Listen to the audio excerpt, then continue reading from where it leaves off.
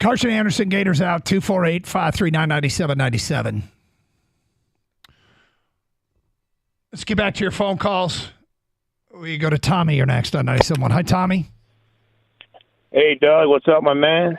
How are you, Tommy? Hey, you doing a little better? Did you get a little sip of your kale smoothie? I need settle down a little bit. That new bottle of Stoli vodka. What's it? That's even better. It's a taste that's amazed for generations. Yeah. Well, before I get to my main point real quick, I know I was listening to the morning show and Stoney brought up the Heisman Trophy and who's going to win it and the guys are, and he said one voter gave J.J. McCarthy a first place vote. And, Stoney, it pissed him off like that. They should have their vote, taken away from them. And then, of course, they said, well, Stoney doesn't have a vote anymore. John doesn't have a vote, but they said Doug's got a vote. And they're like, you don't think Doug would have done that? And Stoney's like, no, he wouldn't have done that. He wouldn't have voted for JJ. No, I voted for Mikey Samerstel. Yeah, I didn't think you would vote for JJ. Right. But, yeah, as far as the Lions. That's sarcasm, by the way. I don't know if everybody caught that. It was sarcasm. But anyway, go ahead. I caught it, yeah. Still.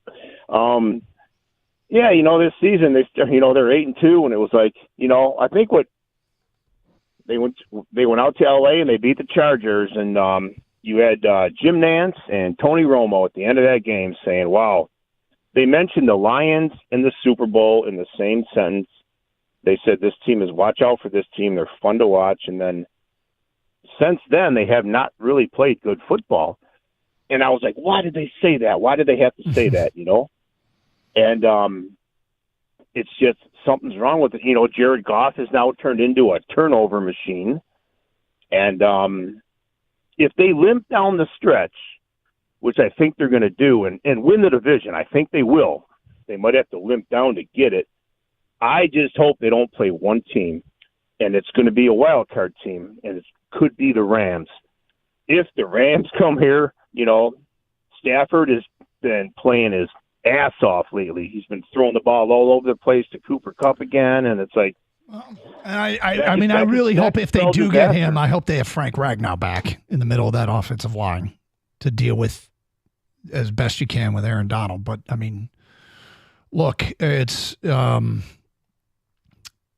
I don't even want to deal with that storyline, to be honest with you. It hasn't even happened yet. I'm already sick of it. I do not want to play Stafford. 248-539-9797. It's not, I have other concerns about that matchup, but I'm just already sick of that storyline.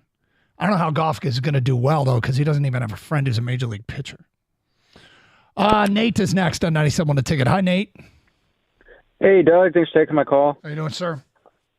I'm doing good. I was calling because I'm not panicked about these guys, but that game was definitely disappointing. Just for the stats alone, if you look at them, Jahmyr Gibbs had 11 rushes for 66 yards, for 6 yards a carry. Yep. That's awesome. But, maybe you don't look at the rest. David Montgomery, it's his homecoming game. Maybe they gave the ball to him more.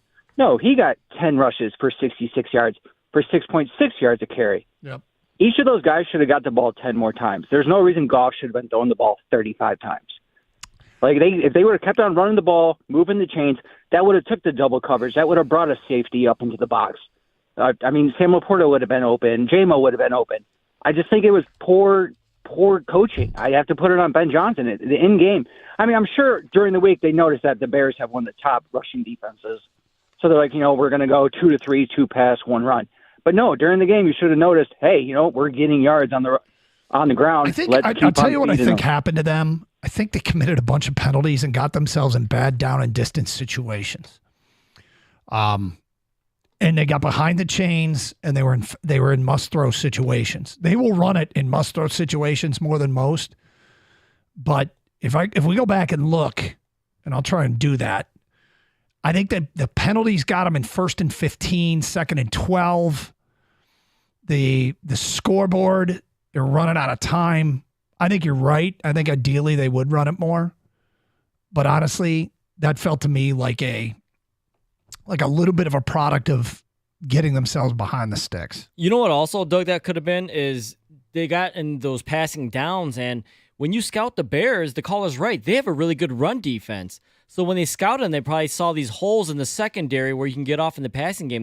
Ben Johnson and Goff and Brunell, they probably had a really good, what they thought, a plan of attacking that pass defense, right? Yep. And so you feel confident in these calls, you're going to make them. And then the success they had running, I don't want to say it was surprised them, but that's, they knew they had plays in the passing game that they liked, and so they stuck with them. Unfortunately, they didn't work, and they probably should have stuck with the run more. I think Ben Johnson personally had a bad game. I'm going to go back and look. I bet it was 50-50, and then the Lions got so far behind that they had to throw a lot. They didn't have a ton of rushing attempts and a ton of passing attempts because they were going 3 and out all the time. Their second half opened with 3 and out, 3 and out, 2 and out, 3 and out, 4 and out. I mean, they went 5 possessions without a first down. Suddenly, you don't have a lot of rushing attempts or a lot of passing attempts because you're not running a lot of plays. Yeah, but I mean, that might have been one of those games where, hey, run it, right? And you will get your first down. 248-539-9797. We go to Jeff next on 97. I want to take it. Hi, Jeff. Hey, how's it going, Doug? Okay. Yeah, so I just wanted to say, I know everyone's ragging on Goff, and I understand, but I always felt like when he came, there was a ceiling. And the Lions, I credit Brad. He's doing an awesome job insulating this guy as best he can. But at some point, as you get deeper, the Lions get better competition. They're headed to the playoffs. As you face better and stiffer competition, your quarterback is going to have to make elite throws. I mean, we've seen that last year on Thanksgiving when they played Buffalo. There was a throw. I can't think of the name to the guy. He's not here with us anymore. But there was a throw he had in the end zone.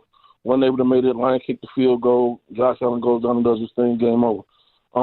At some point, I don't care how good your O-line is, how good your running backs are, the quarterback is going to be able to have to make elite throws. And unfortunately, Goff, he's just not able to do that time in, time out. And I mean, yes, he is. Look, I don't see it, man. That was the reason why.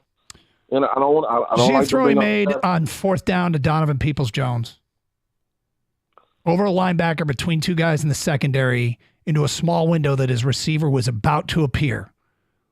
Yeah, but Doug, how many times? Where was that at when Baltimore, when the pressure was on? Where was that when they played? It's not every throw. A couple of weeks ago. Did you realize the standard you're holding them up to? Where's that every throw? Where's that every throw?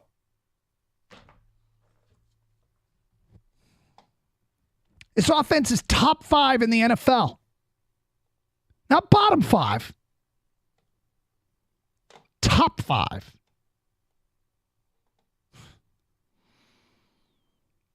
If he can't make elite throws, they wouldn't be top 5. They wouldn't be anywhere close to the top 5. 248-539-9797. Matt, you're next. Hi, Matt. Hey, Doug, just so you don't have a coordinator before 1 o'clock, because I don't know if Kane can carry a show for a full hour. We'll get Valenti in here. I'm not against Goff as a whole. I just don't think that he makes the team better. I feel like we're going to have to pay him $40-45 million a year next year, and that money needs to go to Sewell, to Jackson, to St. Brown, because without those pieces, I don't think Jared Goff can do it.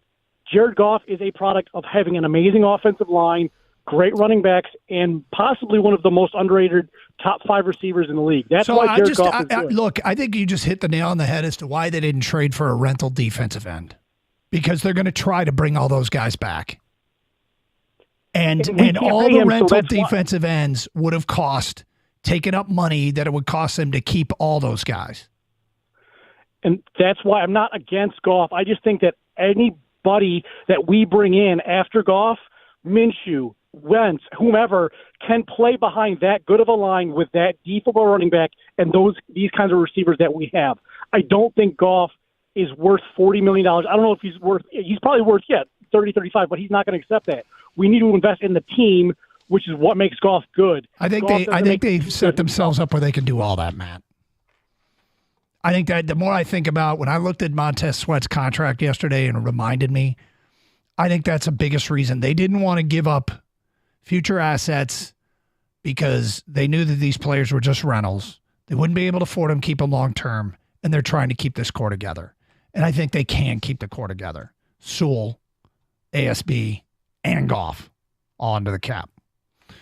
248-539-9797. Let's go to Mac. You're next. Hi, Mac. Hey, Doug. Thanks for taking my call. One thing that I haven't heard anybody talk about is I love Dan Campbell. Don't get me wrong, okay? He does so many things, and he's a big reason why that culture has changed, and I agree with you on that. But the one thing that I see a lack of is like when I just go watch it on television. I don't go to the games, but he doesn't like in key moments they'll put the camera on him, and I just see him walking around and not communicating with any coaches or players.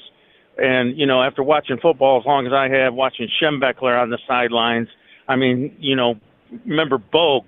He could take a game over from the sidelines. Mike Ditka, John Gruden was one that could do that. So I'd like to see him take more charge on the sideline. All I said is be careful what a director shows you. It's just the director saying, take camera 3 now. And so you see a snapshot in time. He probably takes up, over the course of a 3-hour broadcast, Dan Campbell's on screen for generously 6 minutes over 3 hours. So keep in mind a lot of what you're asking for may be taking place. You're just not seeing it. 248-539-9797. Gator, you're back tomorrow, right? No? Thursday. Is he back Thursday? 97 won the ticket.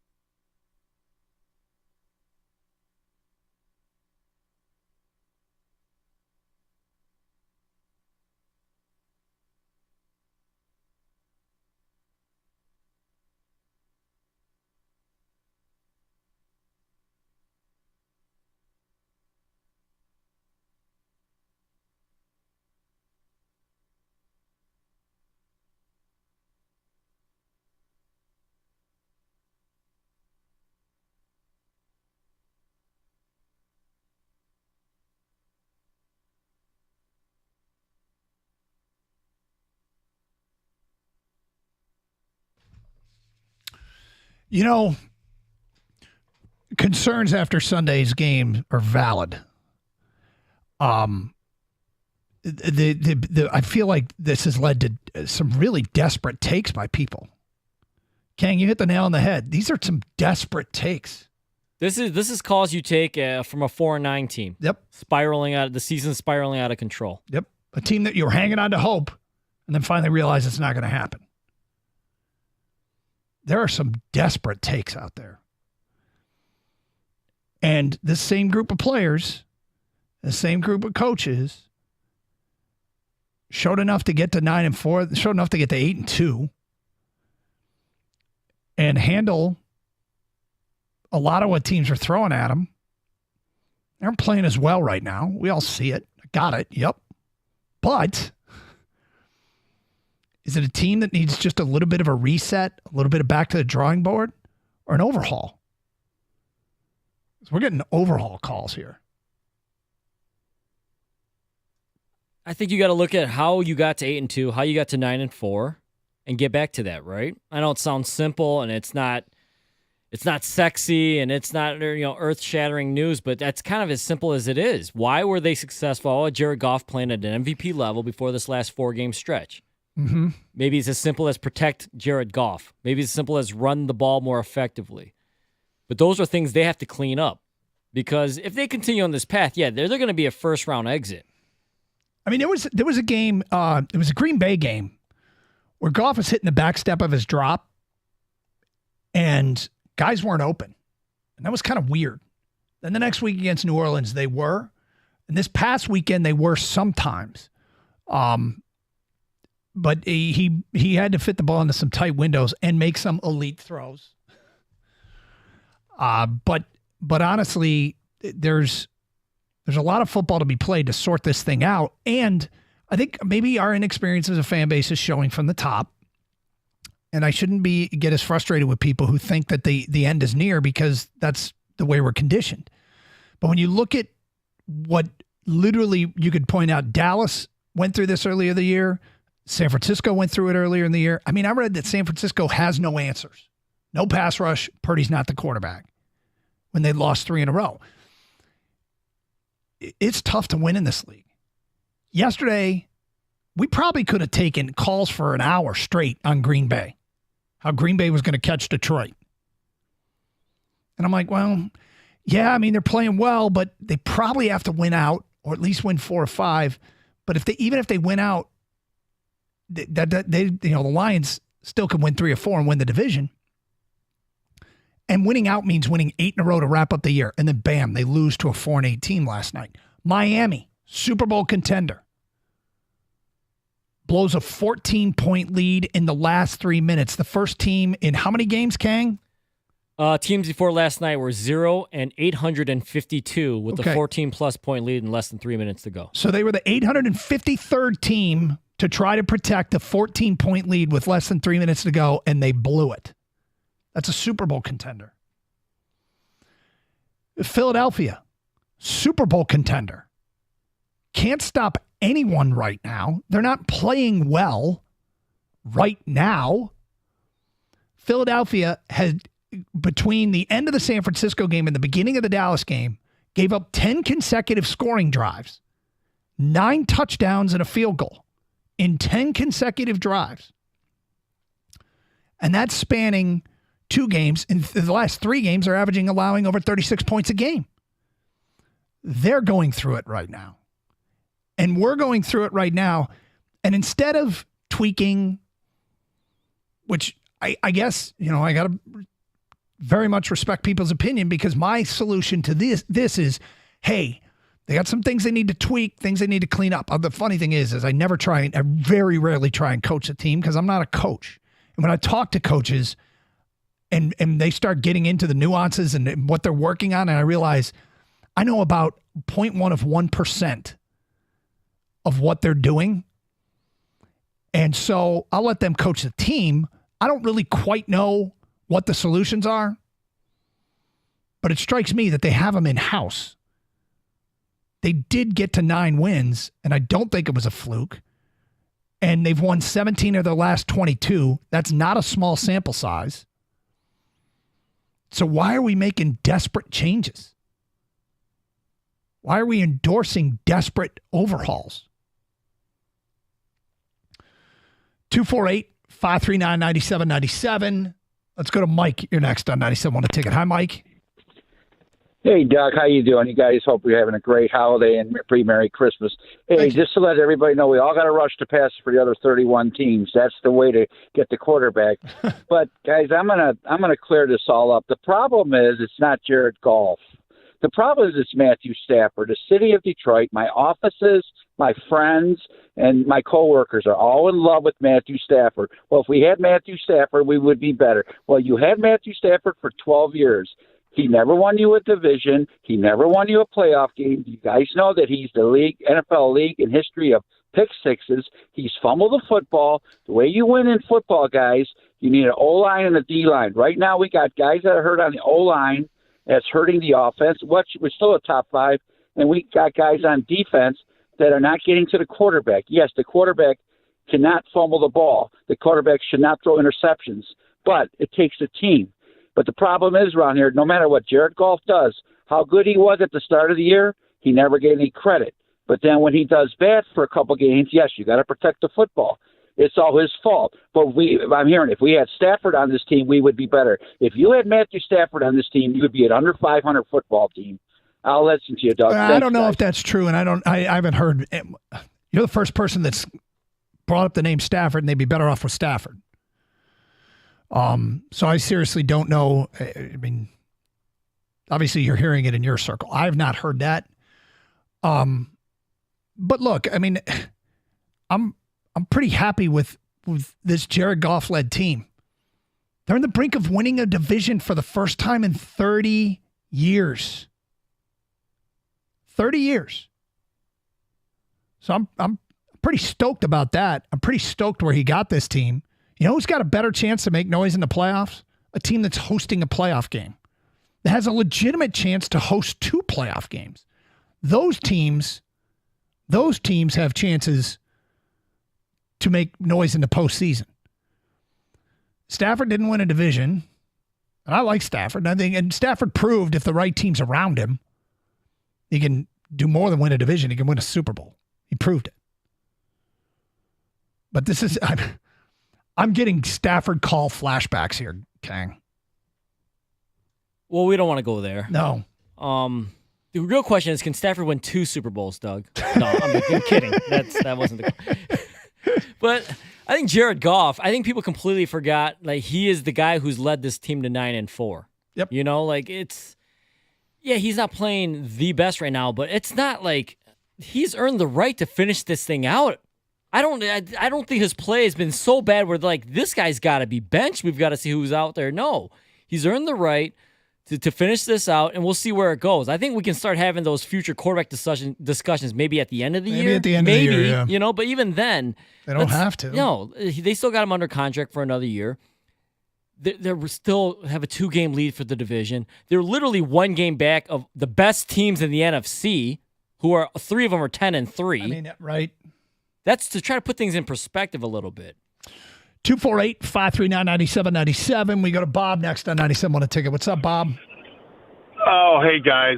Been listening. I don't know how you do it. I'd be hanging up on people left and right. I mean, you know, yeah, we might as well bring Joey Harrington back because I'm just waiting for Jared Goff to run out of the back of the end zone, right? Mm-hmm. I mean, come on. He is the guy. And I couldn't agree with you more, Doug. Frank Ragnow is a huge loss. He's the captain of that O-line, and I don't want to say they're tired, but they're thin. They're thin, and you said it earlier. If we get Houston back, C.J. Gardner, Johnson, I mean, absolutely, that is it. Those are starters, and they make a difference. So, you know, we're going through a tough stretch. The other thing I want to say is that I looked at this year similar to when the Bengals went to the Super Bowl. They had a 3-year upgrade. You know, going from like 2-5 15. Then they were like 5-7, and the year they went to the Super Bowl, they were 10-7. But they were the hottest team in the league, and that was us last year. Goff won us that game in Green Bay last year. That Sunday night, that was Jared Goff. That was his leadership, and the bottom line is our team respects him, and we have a great locker room. All the things that you guys have been saying, that, hey, we're having a tough stretch, man. You got to be healthy to go the distance. The formula's there. So, if they come into next season and don't feel like they have a better chance at winning a Super Bowl, I'll be disappointed. This team felt like a team that had a chance to win the division and maybe make a little noise in the playoffs. Those things are still all in play. One thing that's clear, their margin for error isn't great, okay? So they've got some critical players hurt. Their best interior offensive lineman, their best interior defensive lineman, an edge rusher that made all the difference in the second half of last year, and a playmaker they signed in the secondary. These are critical losses. And they weren't quite ready for prime time in terms of overcome those things. And I hope that they will be more so next year. I mean, next year, is Kirby Joseph going to be making more plays? Is Brian Branch going to be better? Is Kobe Sorsdahl a little bit better, prepared to for life in the trenches in the NFL? In the meantime, I hope they can get healthy so we can see them at their best. But even if they don't, I'm not giving up. Not giving up at all. More of your open line calls, 248-539-9797, 97.1 The Ticket. My listeners are loving the Play Gun Lake Casino and Sportsbook app. It's the only casino and sportsbook app that I personally recommend.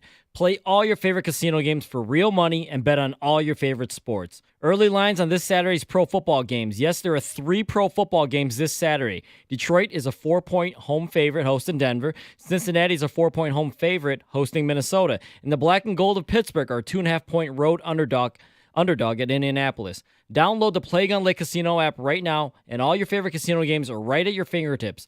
Plus, bet on college and pro football this weekend. I mentioned some early lines right there. You've got odds, bets, slots, and games all right in your pocket. And the casino comes and goes wherever you go in the state of Michigan. Have fun, get in on all the action. Play with a live dealer on your phone. Enjoy blackjack, roulette, baccarat.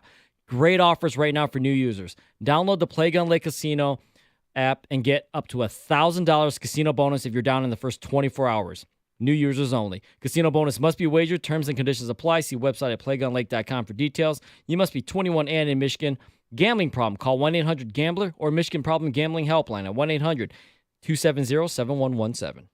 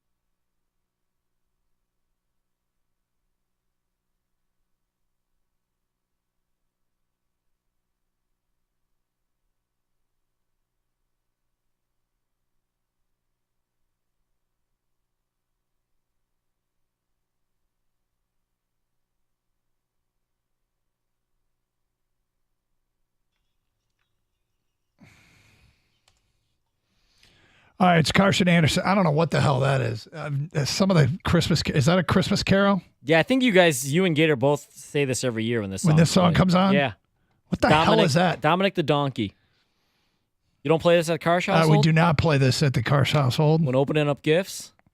Are you the dad with the bag, by the way, the trash bag? And oh, yeah, as it goes. Is that every Recycle dad, over here, right? trash over here. Yeah, oh, yeah. Yeah, there's a lot of those boxes that just get folded up and put back downstairs and reused the next year. Yep. Oh, that's a good one. Yeah, she'll tell you, like, hey, I want to keep reuse that box. Yep. Yeah. Yes. As we go, man. You're cleaning up as you go. Yeah. Well, play this. All right. And the family will go, Dad, what Dominic is this? the Donkey? Yes. What do you got on? You got Bublé or something? Well, you know what I do? You seem like a household that be playing music. Yeah, no, I got a Christmas jazz playlist. There you go. Yeah, and then I will put on the screen, we'll put on the YouTube live stream from like Nubs Knob Ski Hill because that's where we're going to be.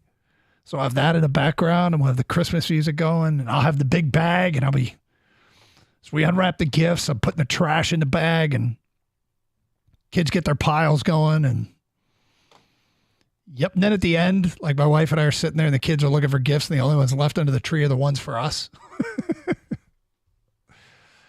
We had a heartbreak. I'll never forget this. My oldest son was like 8, 9 years old and he really wanted a video gaming system. And we were like, we're not getting him one yet. And we get to Christmas and he opens all his gifts and then he's like crawling under the tree looking for one more because he was so disappointed because he wanted his gaming system. And I mean, it was just like heartbreaking, but I'm like, life's about disappointment, son. Get used to it. All right, 248-539-9797. Let's get back to your phone calls. Mike, you're next. What's up, Mike? Hey, Doug, how's it going? It's going well. I'm trying to relax. Well, you should, man. These guys that keep calling in gloom and doom, golly, we should just some of them sound like we should just end the season right now and call it a day. So even if they sound that way, I'm not sure what harm it does. I guess let them feel that way is what I got to remind myself. What harm does it do that they think the season's over? Right, yeah, because I'm with you. It's terrible. It's bizarre. Yeah, I can't. It's hard to listen to these guys. But what I wanted to bring up with you, for all these people who think that we're just in the tank now. Did anybody bother to look at who else has been losing? The number one seed, the guys that everybody was afraid of, the Philadelphia Eagles. Guess what? They just lost 2 in a row. Yep. Terrible situation. And the one just before that, week 12, yep, they just eked out a win in overtime. Yep. So where are all the people freaking out about them? They must be over in Philly. Well, they're in Philadelphia, and I can guarantee they're probably doing the same thing in Philly. The one thing that Philly fans have that we don't is they have a history of postseason success. Winning. Yep. Right. Yep. So we're new to this. Doing, as far as I can see, extraordinarily well. Because when I'm looking here on ESPN on the playoff bracket line, well, Philly is now the 5th seed, which is kind of interesting. Yeah. Detroit's 3, so we've leapfrogged them. Yep. And another glorious team that everybody freaks out, because they're so great, and we beat them, actually, is the Kansas City Chiefs. Kansas City Chiefs are now 8-5. Yeah, we're doing better than they are. And they've got, all these people are bad-mouthing Goff. Guess what? They've got the guy. What I heard a couple years ago as the greatest quarterback of all time, Patrick Mahomes. So, and here's the thing. I wouldn't give up on either of those teams, Philly or Kansas City. And obviously they were, Super Bowl participants a year ago. They've been there and done that. But teams, I think people thought it was a straight line to the top without any setbacks. Setbacks are to be expected in the National Football League. Yeah, I think when they were 8-2, I said it, and they're going to lose a game going forward. I don't know which game it's going to be, and they're probably going to lose multiple games, but be prepared for it because it's just not easy in this league. Every NFL week, I know it's cliche, but it's true. Any given Sunday, and those other teams, there is serious resistance on the other side, no matter what, maybe except for Carolina. But everybody else, there's resistance. And this past week, Schefter just put it up. I think 8 underdogs won this past week, the most this entire season. Injuries, attrition, things like that play a factor. Tendencies, coaching, all that. But it's tough every week, and this Saturday is no different with the Broncos coming here. 248-539-9797. Rob is next on 97.1. Hi, Rob. Hey, Doug. Thanks for taking my call. I really enjoy listening to you guys. You make my drives that much more enjoyable. Thank you. But anyway, I really appreciate your rational thought, too. I mean, all these people calling in trying to just slam Goff. I mean, 5 weeks ago, we were talking about his lack of interception streak and how amazing he was.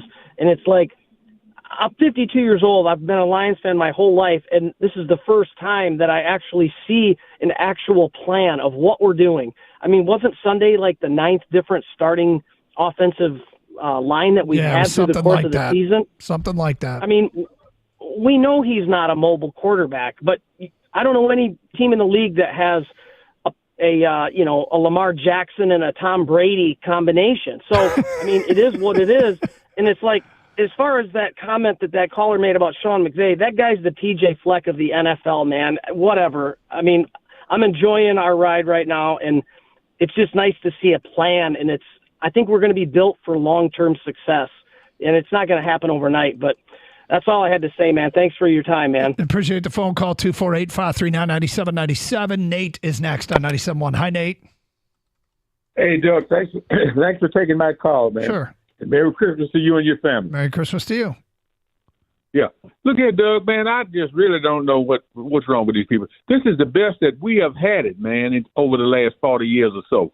This is definitely the best. I mean, we've got great coaching. We got we got a great general manager. The owner is different now, and just everything, man.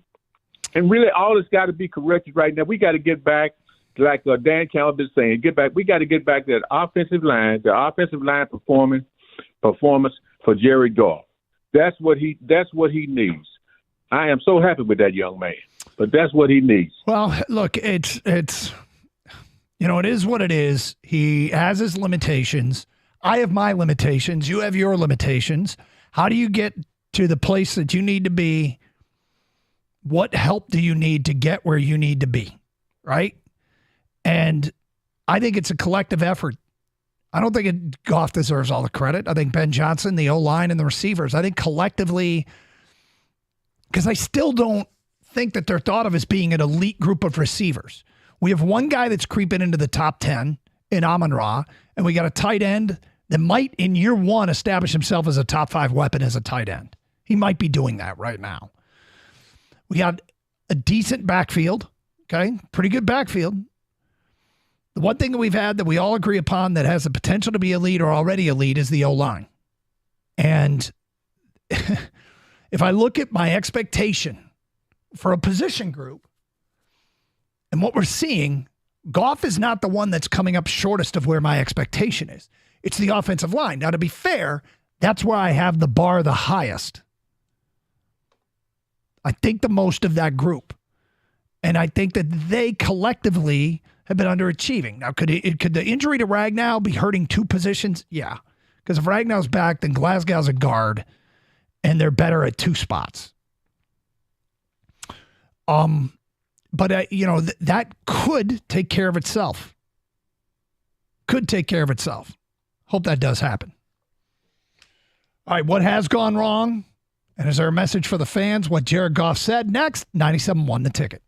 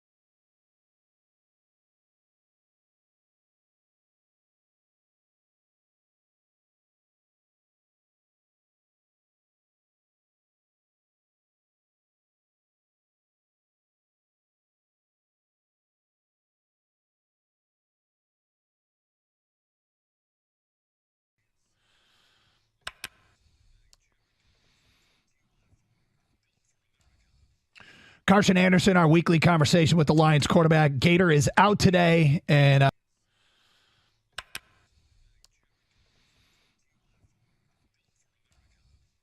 Carson Anderson, our weekly conversation with the Lions quarterback. Gator is out today, and Jared, how are you? I'm great, guys. How you guys doing? It's been an interesting day and change here. I'm talking to fans. You experienced it on Sunday, and now that you've watched the film, and upon further review, was it better than you thought, worse than you thought, about the same? Yeah, never great when you lose in that way, and yeah, certainly a lot of things to work on and get better with, and yeah, you look at it and you learn from it just like you will with any win or any loss, and move forward. We've got another game coming up pretty quickly now, and have to get ready for, and it'll be another tough one. What stood out when you watched the film, when you thought, well, that's something that we can and will correct easily? Just most of the second half. I thought the first half went kind of exactly how we wanted it to, and had 4 good drives that were derailed by some uncharacteristic stuff. And then the second half, we really just kept shooting ourselves in the foot. Couldn't make the plays we usually do. And when that happens, it's tough to win games when you don't score in the second half. I was going to ask you, did the Bears change anything at halftime? And you'd already said you shot yourself in the foot, but you didn't see it. It was nothing they did differently. No, not really. They played really well, though. They didn't change anything, drastically in the second half. We just simply didn't execute as we normally do. Yeah. So do you feel like there's third quarter issues? I know the guys asked Dan Campbell about it this morning, but are there issues coming out of the halftime locker room that need to get addressed? That's been a struggle area for us certainly this year, and it, ultimately, hasn't hurt us enough to, not have us have 9 wins right now. But yeah, it's been something that we've definitely talked about and focused on and want to emphasize. But I wish we could have an answer that why it happens or why it's been an Achilles heel for us, and we would fix it. But it's something that we're aware of and trying to stay on top of. So I just did a big thing, why I really believe in this team being able to finish this season strong.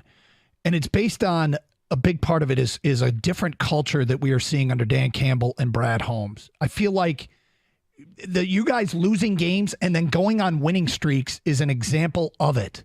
Do you sense a healthy football culture with the Detroit Lions? Yeah, absolutely. I think that's kind of the backbone of our team and why we're able to respond so well from adversity and be ready to go. I think we've had those losses this year. We've had 4 of them. And I think we've responded with a win every time, and I think I don't know the actual stat on that, but I believe it goes back to sometime last year as well. So yeah, we've since we kind of fixed things at whatever the middle point was last year. It seems like we've had a pretty good ability to bounce back and find ways to win games after losses. Yeah, you guys actually averaged a 3-game winning streak after losses up until this exchange with Green Bay and Chicago, the 2 losses in 3 games. So you really have bounced back. What is the key to that? Like when you show up on Monday, is it easy to put the last game in the rearview mirror? There's no hangover effect. I mean, how is that? What is allowing you guys to do that? Yeah, we're tough. We're a tough group, and we don't listen to outside noise. We don't ride the roller coaster, the emotions that often happens outside of our building, and we know what we're made of. We know who we are, and coming to work every day. Yeah. We took calls from fans yesterday, suggesting, they need to do more of this, they need to do more of that. And one thing I've learned over the years, and I want to ask you about it, is you guys can call a play in the huddle that's exactly what the fans are saying you need to do. But when you get to the line of scrimmage, a defense can give you a look or the play doesn't develop. How often does that happen during the course of a game? Does what happen? That you call a play. Let's say you call a deep shot, and then you break the huddle and look at the defense and go, well, this isn't going to work, and you change the play. Or the play is covered, the route is covered, so you do a dump. Because, I'll give you an example. Fans are calling saying they need to take more deep shots. And I'm like, well, they might call those plays. They just don't happen on the field for a variety of reasons. How often does that happen?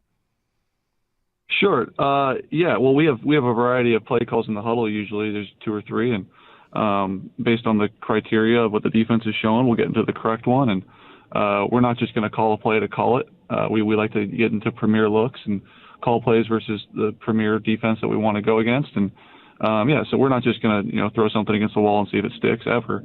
That's in the run game, pass game, and it typically changes at the line of scrimmage based on what they do.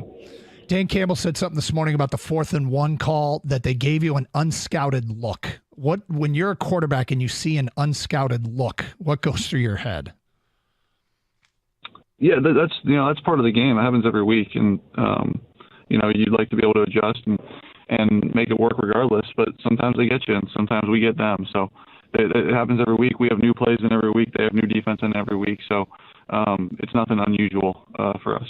Yeah, you guys had a 4th and 10. You had a completion to Donovan Peoples-Jones over the middle, where you had a very small window to fit the football in. Take us through that play.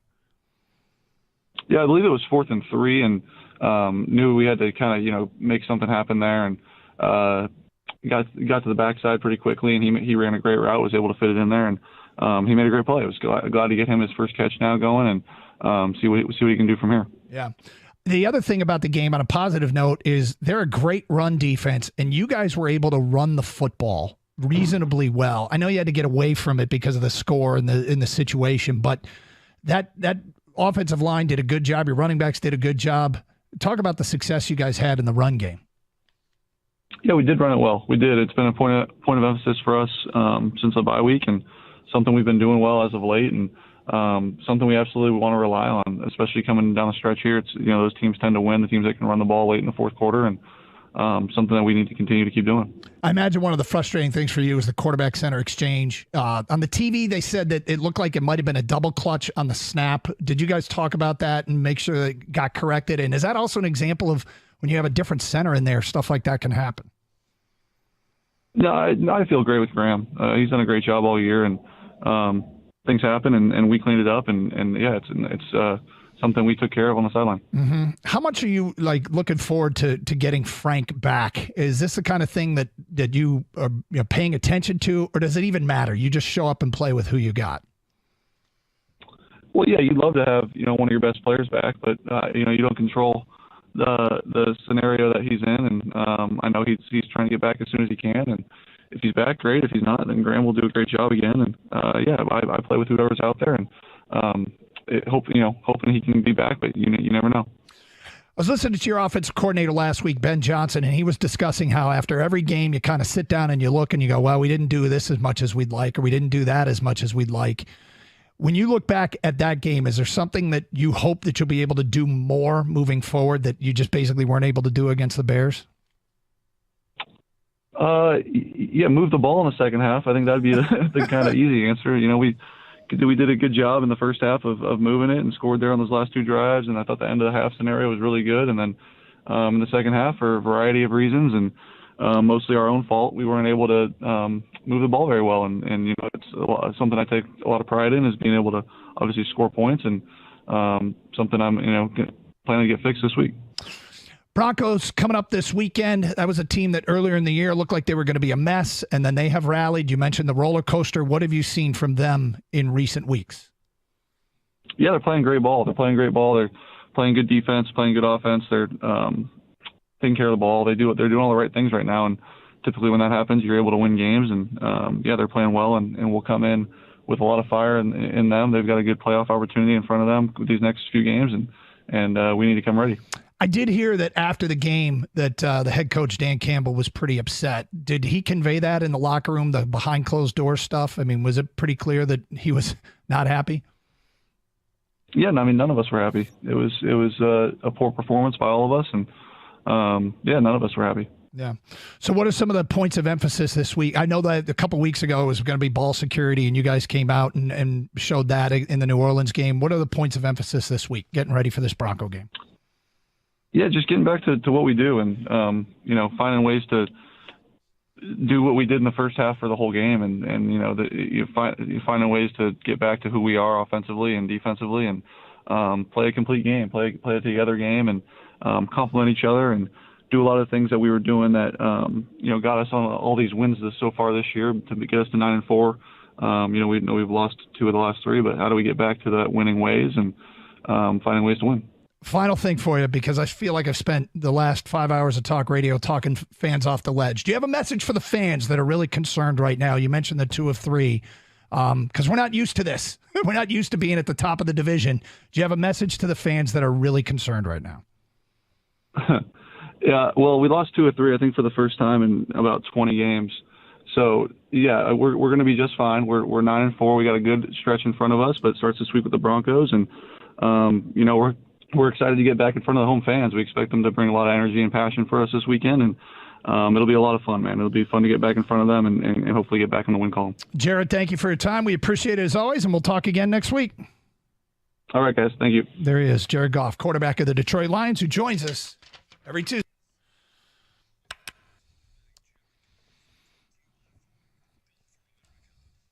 Carson Anderson, our weekly conversation with the Lions quarterback. Gator is out today. And Jared, how are you?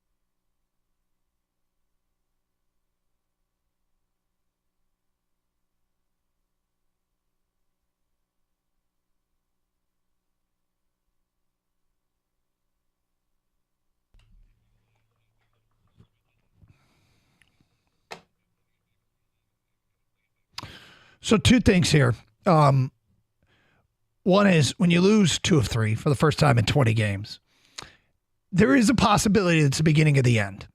I was under the impression for most of the last year and a half that the Lions were at the beginning of a good run. The 2 of 3 doesn't have me believing that the window is closing on this chance to be competitive. This era of Lions football, a chance to be competitive, says to me they got to clean some stuff up. But didn't it used to feel like this was the beginning of a good run? Like they were just getting started, the beginning of a good run. Losing 2 of 3 shouldn't signify the end. To me, losing 2 of 3 is kind of typical of teams that are still climbing to the top. That's 1. 2 is, Kang, one thing today's show and really yesterday's show has made me not look forward to, something that's likely to happen. The first show we have to do after they get bounced from the playoffs. Unless it's the Super Bowl. I'm not looking forward to that show. Even the NFC Championship game? I think even the NFC Championship game. I think it all depends on how they lose. They got to win one playoff game. That's for sure. So that one, if they lose the first playoff game, that's going to feel like a pretty big disappointment. That's going to be a huge disappointment, no matter who they're playing against.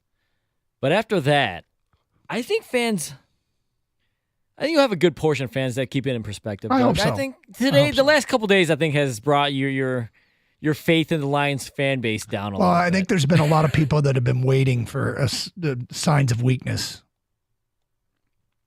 And now they see it.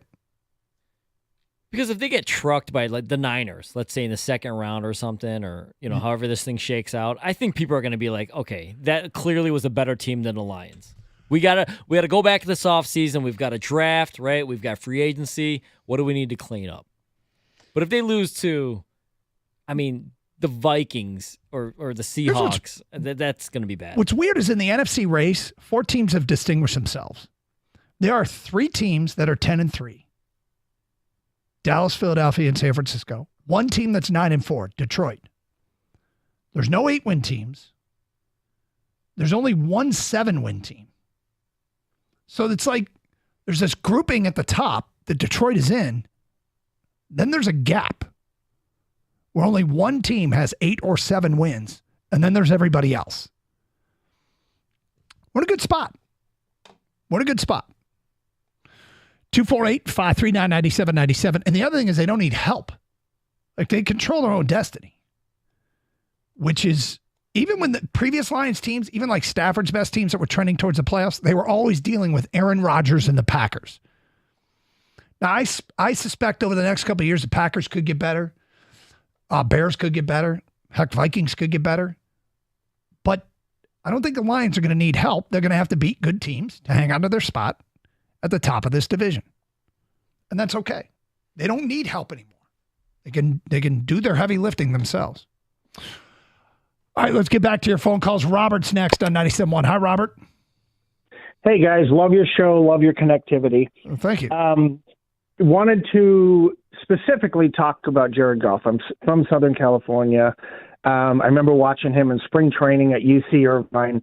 The thing between him and McVay, it wasn't his play, not to have a rhyme, but there was a personality conflict there. The newspapers read like a soap opera between those guys. But as a young man, he took the team to the Super Bowl that hadn't been there for 17 years. Then he comes here, and you can see in 3 years they're getting better, and better.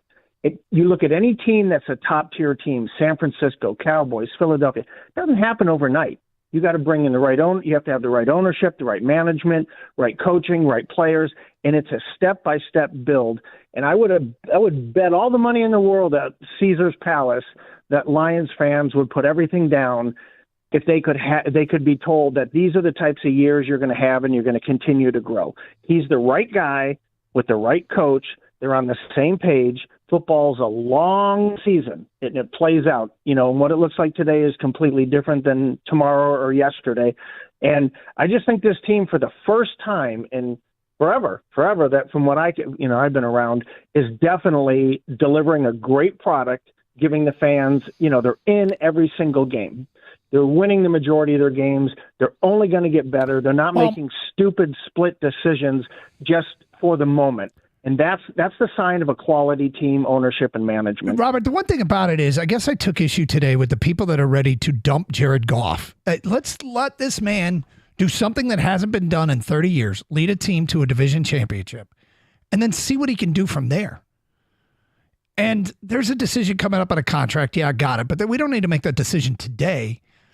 And we are at a point, we are at such a, I don't want to say uncharted territory, because some of us were around when the Lions won a division. But yeah, I think it's okay to just say, hey, let's give this thing a shot. Let's give this thing a shot. Because I don't think we're in a hopeless spot. Let's go to Tony next on 97.1 The Ticket. What's up, Tony? Yes, sir. How you doing today, Doug? Good. Thank you. Good. I pretty much think that right now what the problem is, and including myself, when it comes to Jared Goff, I just think he's doing like 70 in the fast lane, and us Michiganders are used to doing 80, 85. So with him, yes, he is going in the right direction. He's not doing nothing illegal. He's not doing nothing wrong.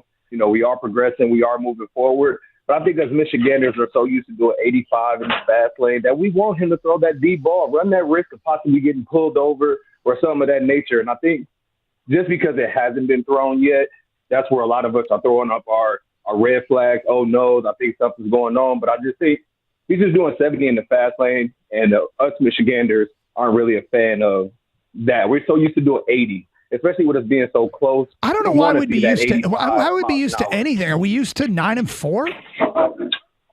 No, not at all. But that's what I'm saying. That's what I think. I think we just in that position where he's doing, like you said, you bring me off the ledge pretty often. You know, sometimes I'll be on my high horse and I'll be like, come on, but then you'll say something that changed my perspective. So I'm with you 100%.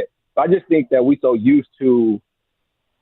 I think he's just moving in the progression that, like you said, we are moving, progressing. I'm not faulting him. I'm not down to him. I just think we are looking for that one or two deep pass that will shut us up. I feel like I would too. I mean, look, I think their deep threat is Jameson Williams. He's their best. Clearly, he's their best deep threat. He's learning too. It's more than just run down the field, turn around, catch a ball, go in for a touchdown. I mean, there have been a couple of those where over the wrong shoulder. I think one was a wrong route, but.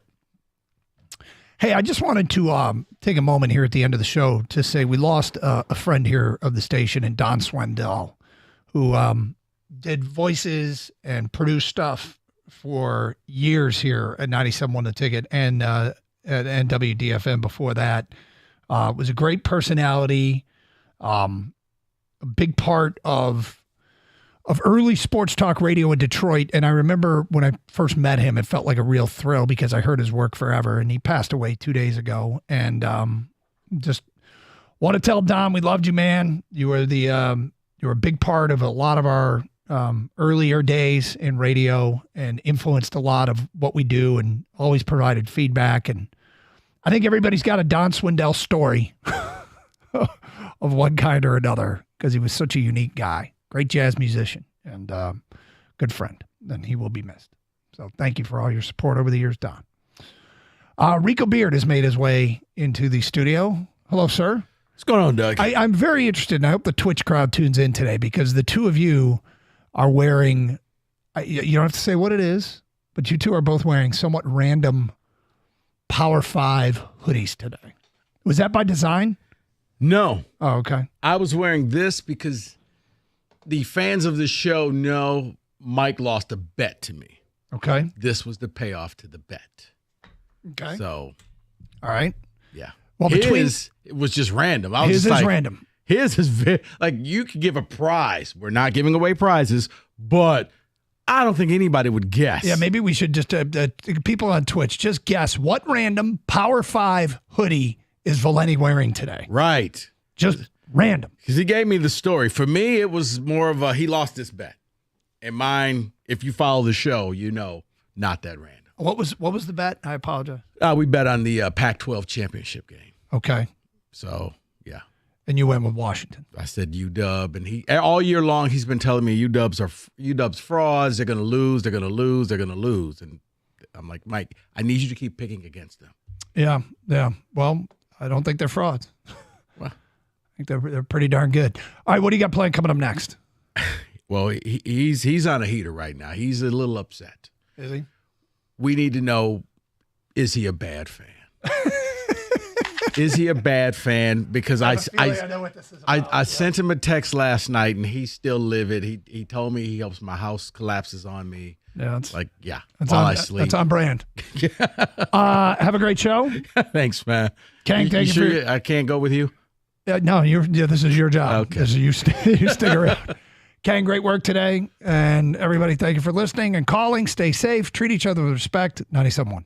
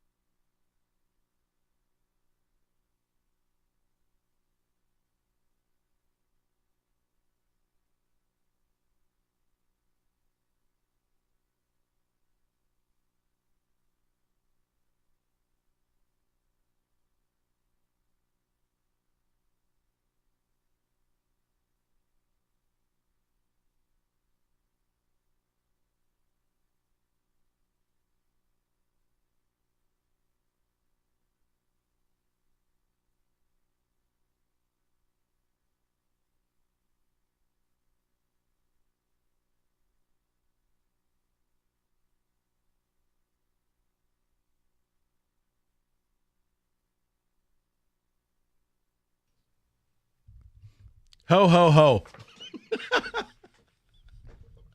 Santa's a fraud and you're a bleep hole. Good afternoon. So I'm going to tell you a little story how a man named Tommy Cutlets and his hitman agent have ruined my life and made yours. I mean, first of all, none of this has to do with you, Lions fan. I'm happy for you guys. I'm happy that you get a little relief. The Packers losing makes your life a little easier. We can calm down a little bit about the division. We'll get to the Lions later, but no, we need to have a discussion because, first of all, the man to my left is a bad actor, supposedly a friend, supposedly a respected coworker, and he did the worst thing you can do. When you know someone has just suffered an emotional loss in sports, you know what you don't do? You don't text them. You don't get cute. You don't get pithy. You just don't do anything. You don't. I don't care. Text somebody else. Do whatever you want. Don't text me. Don't do that. So that was one. Oh, that's one. But I have to ask a question because this happens from time to time. And I don't mean from bought and paid writers or idiot fans who don't understand the value of draft capital. No, those people are just helpless. They can't do anything else. Either they're owned or they're brainless or a combination of both. But see, what took place last night, David just got cute. That's one for you. And Kenny, well, I wish death upon one of his favorite players. So that's one for you. What took place last night, I don't think it makes me a bad fan. The New York Football Giants started the year 2-8. You made a statement to the world, you are ass. So at that point in time, the only thing I ask you to be is who you are. Just be ass. Not even good ass. Stinky ass. Just be ass. Lose. Lose with force. Because I had dreams of Caleb Williams or Drake May and a future. But see, now what is happening, it's annoying on both ends. Not only are they winning games, but we're doing it with a cartoon character. And this is what I mean when I went crazy about ESPN and how we just do these narratives. It's idiots making content for idiots. Tommy Cutlets and pieces of chicken floating across the screen. And a hitman agent. Oh, is that Johnny Fontaine? No, it's Johnny F.U. See, show his effing family again. Dude, I grew up with these people, all right? I lived in that world. It's a cartoon. So now, my team has no future. Just like David's. Oh, not the beautiful team on his sweatshirt, go blue. No. His Steelers. The Steelers never lose enough to get a real quarterback. Hey, David. Not well. Great. It's just like Jimmy Powers' team.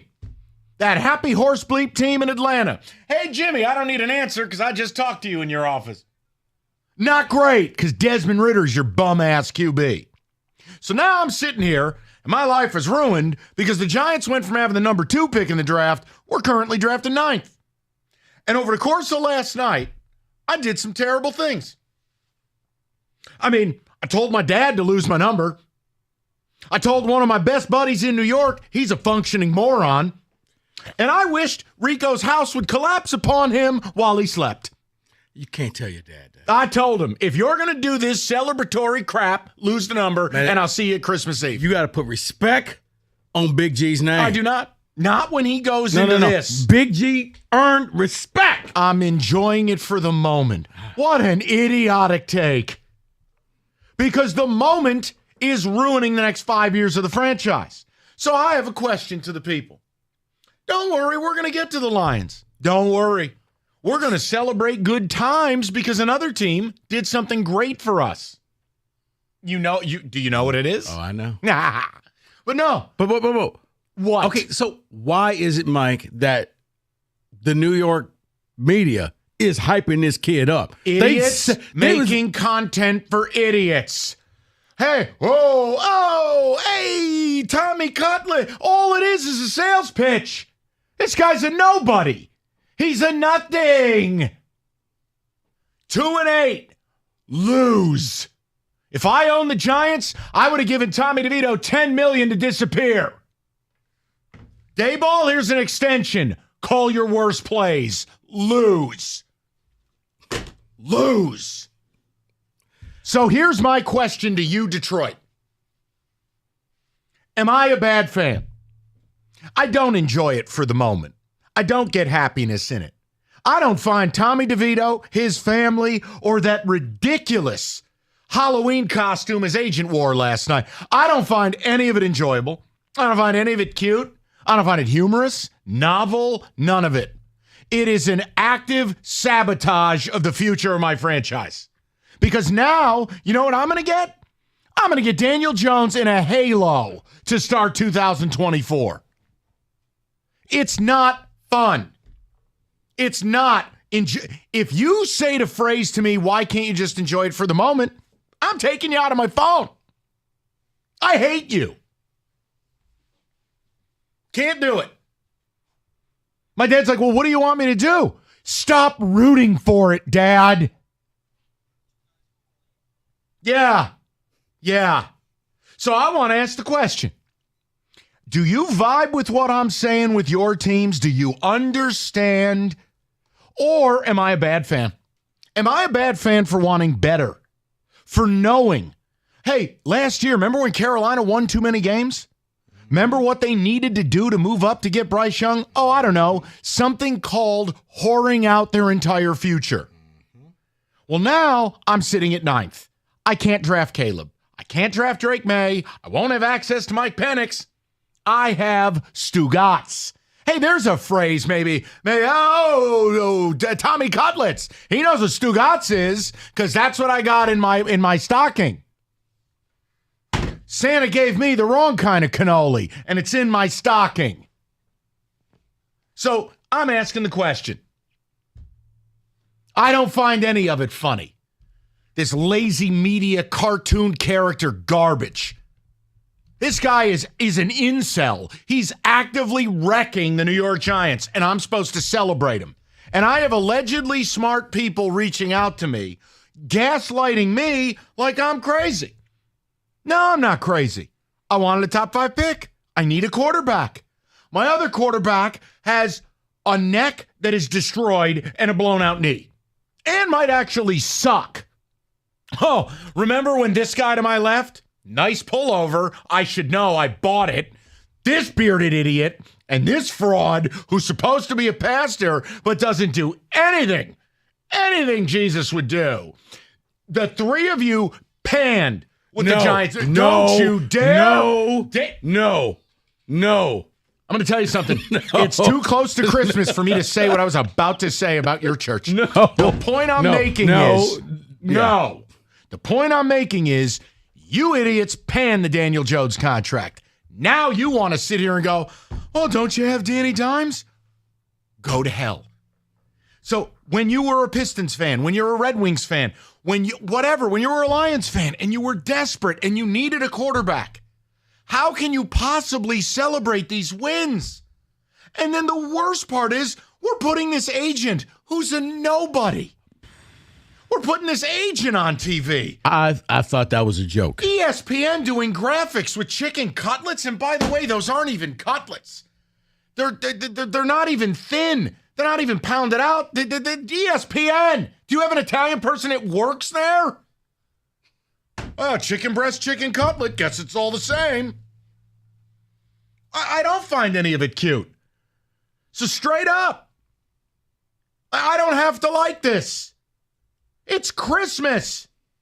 I told my dad, I hope he enjoys it when this idiot is selling lumber at Lowe's next year and you're barking up my tree about why can't the Giants draft a QB. Put that in your stocking. No. I got friends in New York who are smart and they act stupid. F it, I'm just going to enjoy it for the moment. Oh, I go, why don't you go out and do a bunch of coke while you're at it? Enjoy that for the moment. Signed, Len Bias. Regards. Okay. No, it's not funny. Mike. I want to win. And I need a quarterback to win. I'm not a loser like you people. I want Super Bowls. And I need a quarterback to do it. And instead, I got a guy in O.J. Simpson's neck brace from The Naked Gun with a blank stare. That's Daniel Jones. Hey, Rico. Tommy Cutlet. right there. None of it's cute. None of it's fun. This sucks. And I'm happy for Detroiters. This helps you. This is a reprieve. Green Bay was coming for you. Congrats. I'm still scared you won't beat them in the playoffs. And when I walk in and this guy's like, well, wait, I mean, what if he's your next Purdy? Oh, Tom Brady was undrafted. Shut up. I have every right to be upset. You're upsetting me. He's upsetting me. He's upsetting me. I asked you my one father question. upsetted me. My friend Brian upset me. And my friend Raph. All of you upset me. All of you. All of you. We're sorry. You're not. And you don't mean it. And that's not nice. Yeah, man. Now, I didn't know I was going to send you Giants off are going to like operate this. the Spite Store now. Now, I'm going to have to look at J.J. McCarthy's face. Now, if anybody's got something to say, let's do it. I want to know, am I a bad fan? So is there any way? No, seriously. There's not. So he can't be your quarterback? No. Okay. He cannot. Okay. Oh, I'm sorry. No, he cannot. Right? That's what we all do, right? Don't do that. Isn't that nice? Don't do that. Here we go, here. Isn't that what those people do? I'm sorry. I'm not wearing a Coonangel. I'm sorry. Should I go put on my uniform? Should I get a little fedora on? Maybe I'll wear a pinstripe Nike sweatshirt. I mean, I thought it was going a little too far, but that's what his family is doing. Weird. I wonder how this would play out if it was a different ethnic group. Oh, wait. Italians are the piñata for everybody. So exciting. Hey, let's pan over to the crowd because every Italian kisses each other. No, I thought the agent just took it way too far. You're kidding. Really? I thought Why it was didn't he just Photoshop. wear Rocky Balboa's trunks? I thought it was Photoshop. Like, this ain't real. Oh, no, it's real. And ESPN just plays right into it. Nobody wants to have the conversation about it. They're actively ruining their future. I can't do this. In all seriousness, no, I remember when the Lions did this. When they won, I think it was a game against Dallas in week 16, and it took them from like a top 5 pick to I think like the 9th or 11th Rico, pick we overall. just went from number 3 to number 9. We are effed. But as you told me, you got the Eagles twice. It doesn't That'll matter. help you. The Patriots can't win. The Carolina Panthers can't win. David, go ahead. You were about to speak. Make it good. No, I was going to say, I thought he was a mascot before the game. Some fan they just brought on to take a picture, and he was going to move on. David, I thought it was just a Photoshop where somebody just took a picture at their house and said, here's me standing next to Danny DeVito. No, it's 2023. This is where we've arrived at. That this is what we've done. So my question, am I a bad fan? Go ahead. Tell me I'm bad. I'm bad for being upset my team won. I'm bad because I would rather have a future and a draft pick than Tommy Cutlets. Oh, I'm sorry. I have to do this when I do it, right?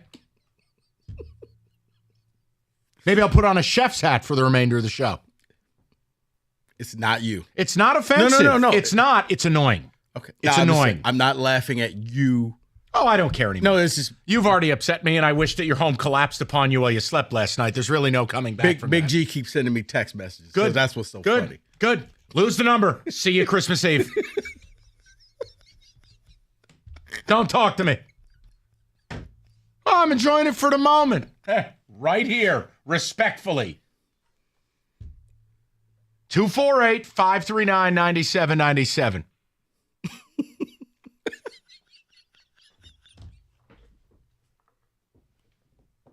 We'll get to the lines. Oh, we haven't even loaded Izzo into the space cannon yet. We'll get to that later. I got a Goff question. I like your hoodie. I don't care. If I could put a partition up like a giant limousine where I wouldn't have to look at him today, that's where I would be. What did I do? Because you know what you did. It's called 1 to 145. That's what you did. And that text you sent me last night. Don't do the babe in the woods with me. No. Don't. Because, no. Don't. No. Yes. No. Yes. Because, okay, you got angry, but I'm like, okay, dude, you're like in the graphic Get in the game now. at Moran Buick GMC where they You're in the graphic. Don't want to hear. Turn his mic off now. certified service. You know what, Moran, I'm going to buy a car from you guys, and I'm going to hit him with it and then return it back to you. And then I'll call MoranExpress.com for certified service because Rico's face dented the grill. And you know what I'll get? A loaner vehicle. And you will fix the vehicle that Rico's head dented, and I will go about my day. And while Rico's in ICU, I will have enjoyed all the services Moran Buick GMC can provide me. Great deals. An Acadia, $259 a month. A Terrain, $242 a month. They got it all.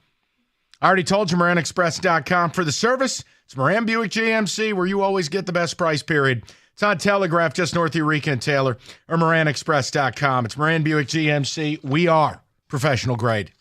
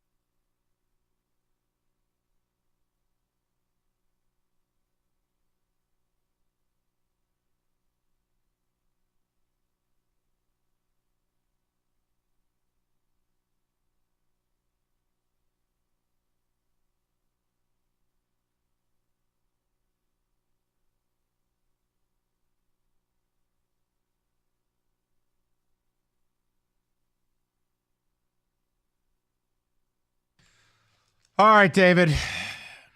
Shut up, Bruce. So overrated. Let's keep it moving. Can you just fade this out, please? Ridiculous. All right, go ahead.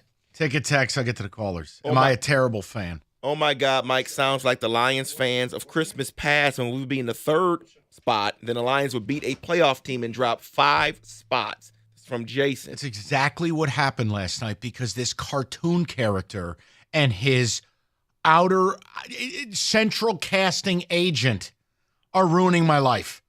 And I have smart people in my life who can't see it. I hate everything. Mike has lost it. He's not wrong, though, for wanting more. That rant was awesome. Oh, thanks. Mike, aren't they trying to lose, though? I mean, Tyrod Taylor is a better quarterback, and he's healthy and not playing. I don't know what they're doing. I don't understand anything happening right now. I just know Kayvon Thibodeau has 12.5 sacks. Yes, he does. No, you're not a bad fan, Mike. As a Patriot fan, I'm hoping we lose every game from here on out. I wasn't happy we beat the Steelers, but at least it didn't hurt our draft position. No, and that's the point. If you're a Patriot fan, you have Drake May staring you in the face, and if you have any hope of retaining Bill Belichick, which I openly question, I think he's leaving, you have to have a quarterback. Drake May has pedigree. That's the guy you want. I got nothing. Pulling for the Giants to win out and state, quote unquote, we have our quarterback. Oh, jeez. You know what? Rico texted that to you. That is not a real person. Was not me? Nope, that's R.L. Beard from 15 feet away because he tried to sell me on that earlier, and he brought up a name he never should have brought up to me. Continue. Mike, I totally get it. Not going to lie, as a Lions fan, I couldn't be happier, though. But if I were a Giants fan, I'd be pissed. Yeah, thank you. Then factor in they're trying to turn this guy into a hero. Ridiculous. Go to Eric, 97.1. What's up, Eric? Listen, Mike, you're not a bad fan. There's a saying, hate the game, not the player. This is the system. This is the system that the NFL has set up, and it has caused you to go against your own team because this is how the NFL is set up. When you're middle of the pack, you're screwed. You either need to be the top of the game or at the bottom of the pile. And say what you will about soccer, English Premier League, whatever. There's something to be said about relegation. When the top, bottom 2, bottom 4 teams are fighting for their lives every single game. It forces you as a fan to change how you think. And I agree with you because, Eric, when you get relegated in any league across the globe, your funding is cut in half. I'm pretty sure you're at a bowling alley. I got to let you go. It's killing me because I think I want to beat myself with a bowling pin. But when you get relegated, your funding is gone, your TV is gone, your season tickets disappear. No, you have to win. But there's also no draft. You don't get to draft the best free agent. Like in college football, when you're garbage, you don't just get the number one recruit. You're right. But in the NFL, this is what they've set up. This is what needs to be done. Ridiculous. Oh, I'm sorry. This is what needs to be done. No, you don't have to do that. Oh, you sure? I thought that's what all of those people did. Oh. It has reached a point of insanity. Go to Zach, 97.1. What's up, Zach? Hey, what's up, man? Hi. Oh, man, I've been trying to call you guys for like the last 2 or 3 days, but basically I feel this kind of the same way, and that's how I feel about Jared Goff. We're stuck in purgatory, and we're never going to get any better. So, Zach, I actually wish you would have saved your call. We're going to bring this up top of the hour. But here's what we're going to do.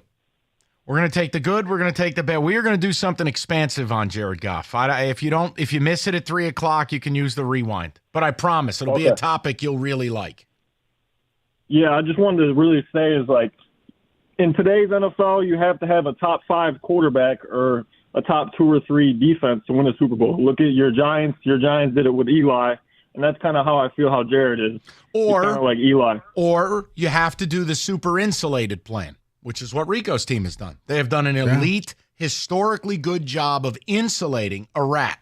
But he's insulated. You had me until you called him a rat. I don't care if I have you. I've been trying to lose you today with your attitude, mister. We're going back to the phone lines. Joe, you're on 97.1. Big G. Yes, sir.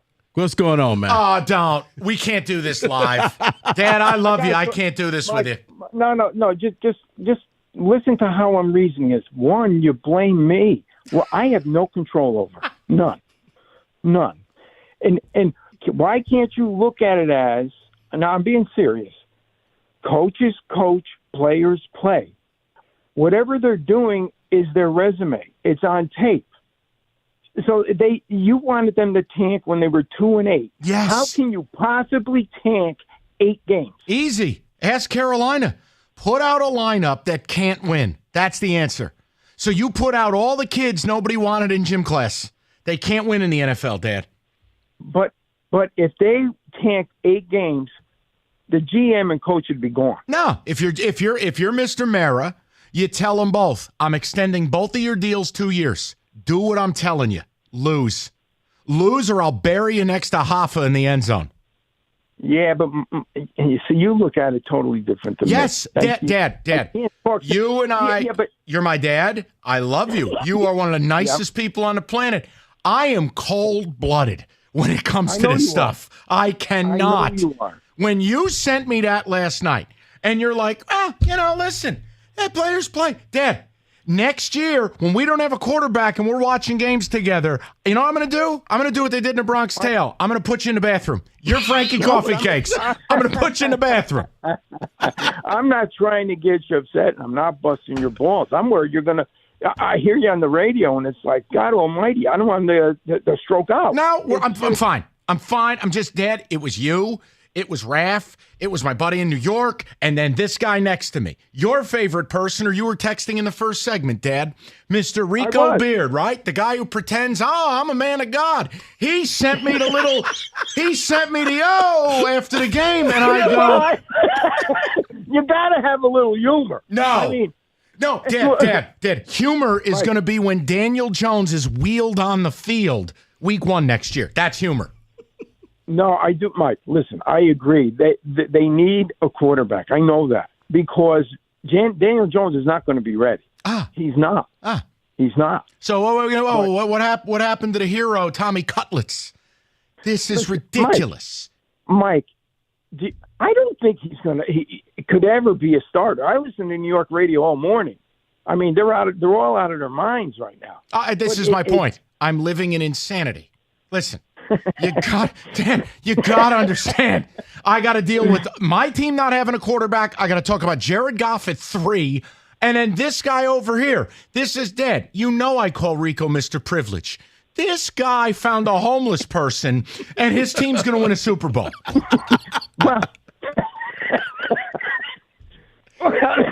Big G, yeah, calm down. Yes.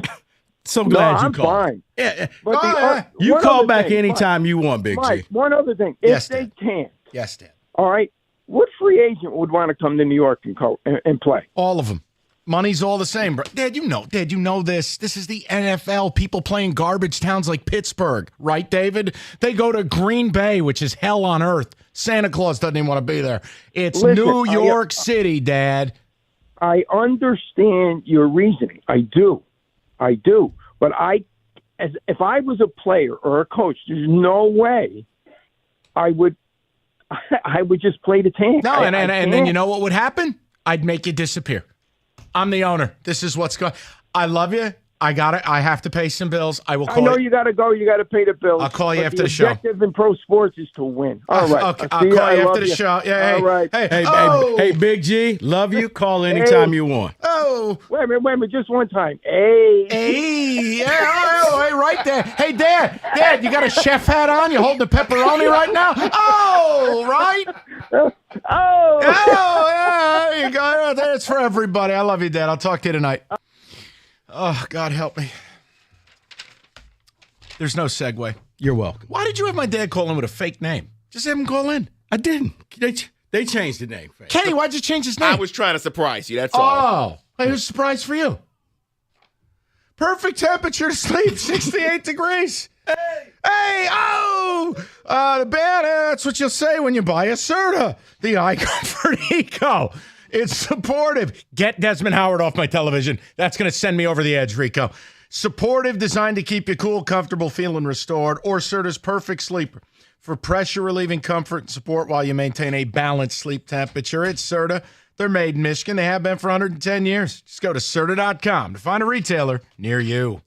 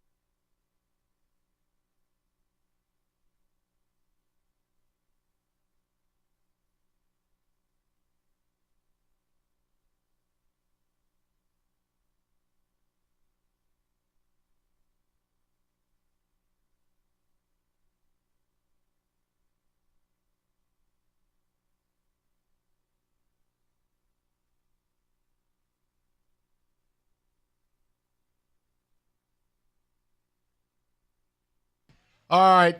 We'll take a couple. Oh, David telling me. David says we have breaking news. This ought to be good. Well, Rick Pitino has invited DeVito to Madison Square Garden, tweeting out, "Hey, Danny DeVito, or Tommy DeVito, I'm sorry.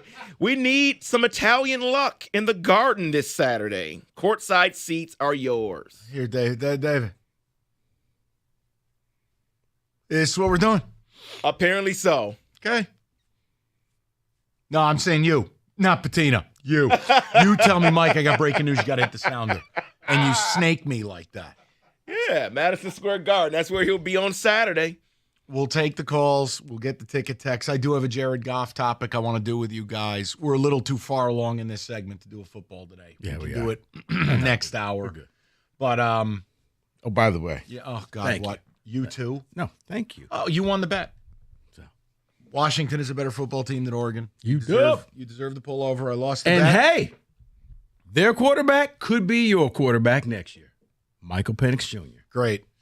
A statue. Can't wait. I think, Rico, you should be glad that he presented that to you yesterday and it didn't come today because he probably would have burned it. Yeah, I'd soak it in kerosene. No, he would have threw it at me.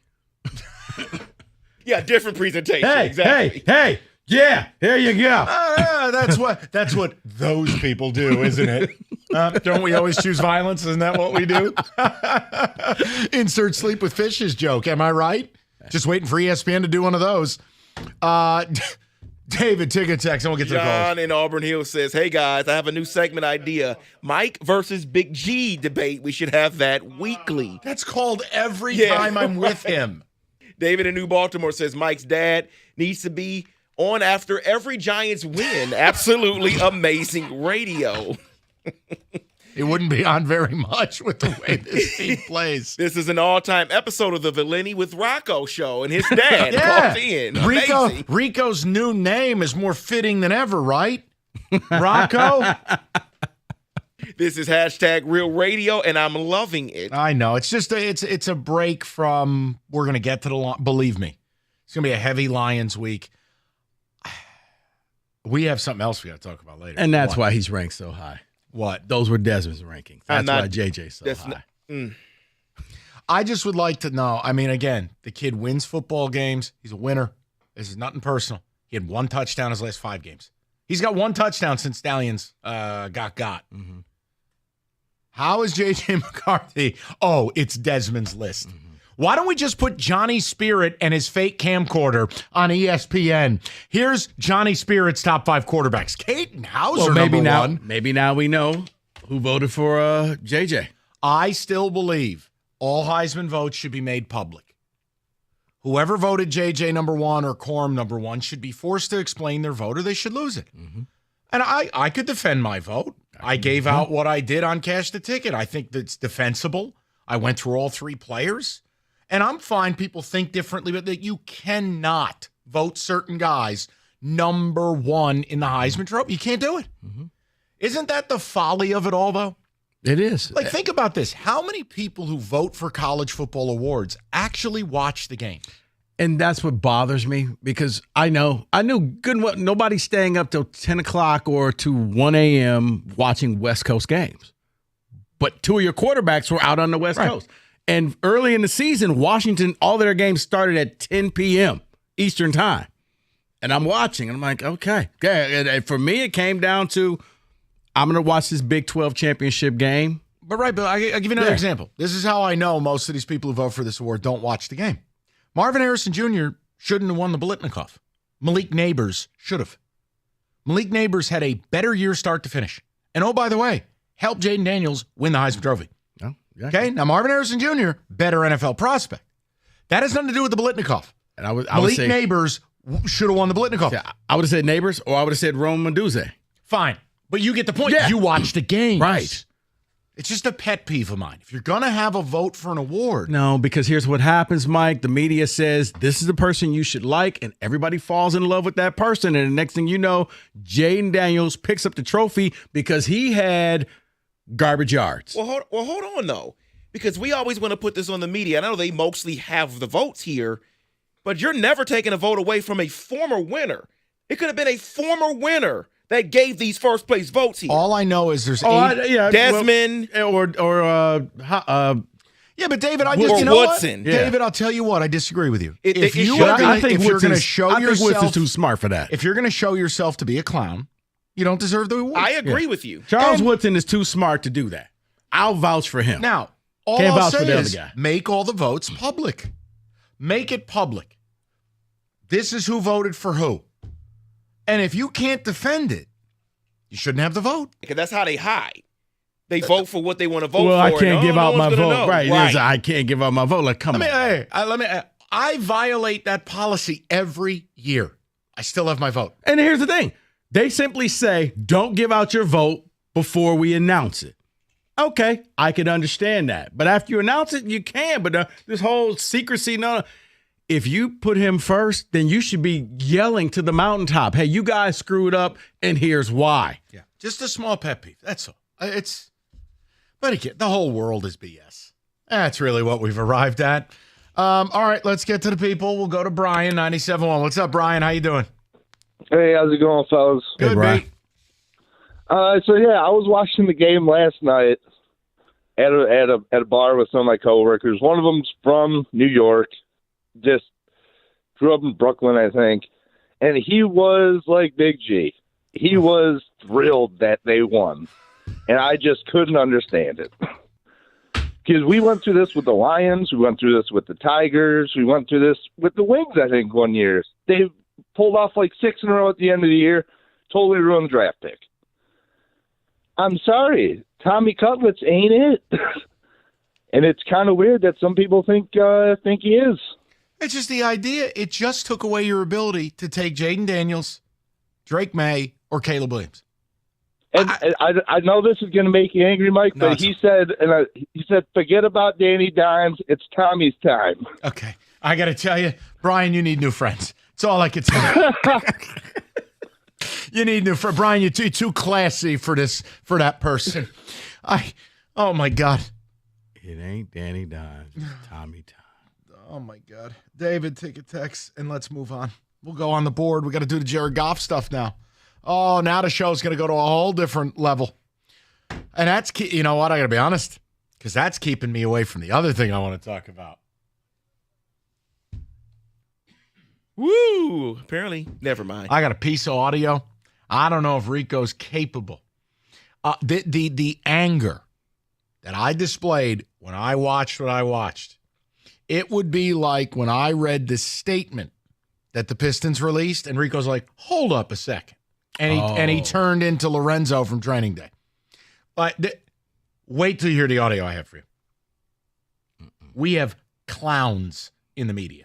Clowns. Not from last night. Clowns. Just no. Oh, yes. No. Oh, yes. But wait, there's more. For 2 easy payments of whatever they're paying this idiot, $5 a night, you can get commentary like it. Oh, I'll get it. You want to do it later? Yeah. I was saving it for you. Figure there's no way they'll beat the Sixers. We could just do it that day.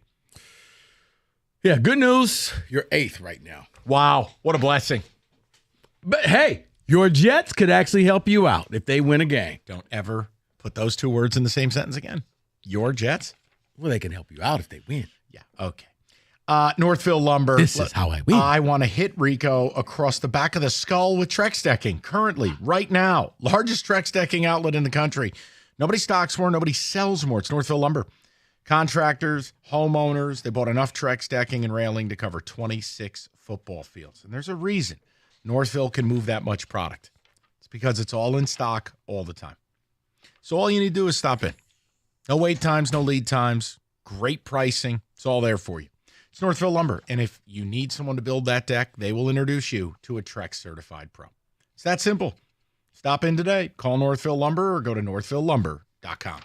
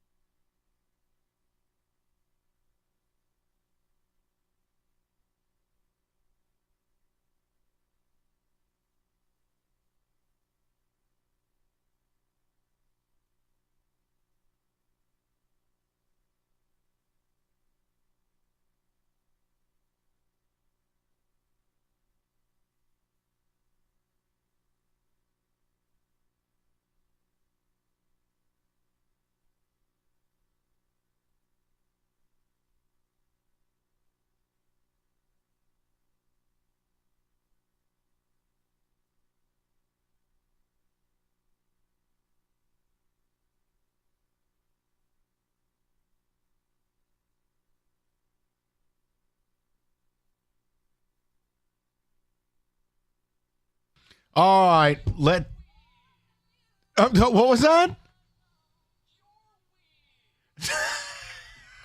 The day you were out, Costa lost his mind. And do you have the medley for Rico? I don't think he's ever heard this.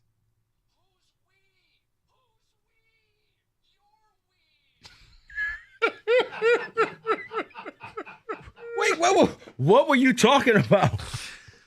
I'm talking about the Pistons. Yeah. He lost his mind. You know what's terrible?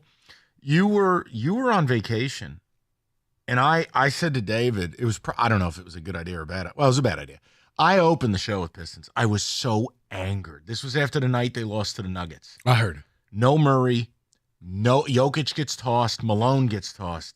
At the time, they had lost 12 games in a row. Mm-hmm. That was like November 12th. Oh, no. Yeah, I remember that because I was at the airport and I saw Jokic got tossed. And I'm like, okay. They're going to win a game. You got this. Nope. I mean, I went nuts that day. And here we are sitting here. They still haven't won a game. They've lost 20 in a row.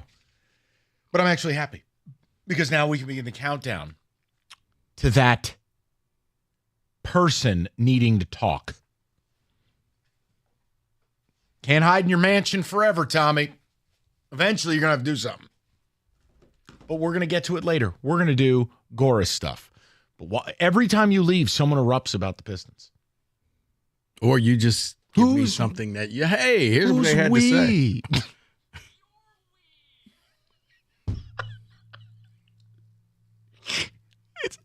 You should have seen his face. Was it worse than when you gave me that news and I think the day before I left and you were like, hey, they said this. And I was like, wait, whoa. No, you just deadpan stopped the show and read that again. Jim's eyes popped out of his head.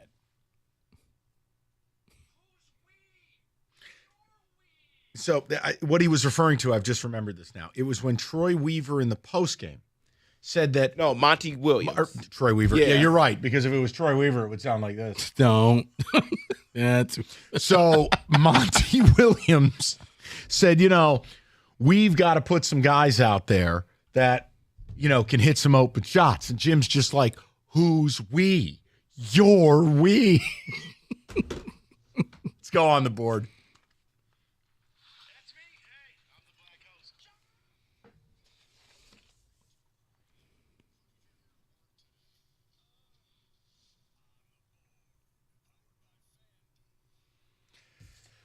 All right, well, I gave you a winner last night. Kenny tried to talk me out of it. Islanders plus odds. So, F. Kenny. I am sad to report that after combing the entire college basketball card, nothing qualifies for the system that's not a system but plays like a system. And we are not. We are disciplined. We are not going to get loose and get willy-nilly. We're 4-1 to start the year with the system that's not a system. Not every night qualifies. There's nothing I can do about that. Let's go over to Mr. Rico Beard and see what he has for the crowd. Well, Mike, there's not a whole heck of a lot going on, but... You're a liar. Well, I'm just saying. In the NBA, I hate going NBA, but I guess I'm going to have to. Chris Paul is going home. He's going back to Phoenix. So I'm going to take Chris Paul. Hold on. Go ahead, Abacus. Yeah. Actually, Kenny, you go. Let me add this up. You go first. I have 2 games in the NHL. Mike, do you want to try to mind meld it, or do you want to just hear it? Well, okay. You have 2 games in the NHL tonight. Yep. Following the rules that we follow, plus odds, short favorite, you have banned betting the Blackhawks or Sharks. That eliminates those. That's correct. For good reason.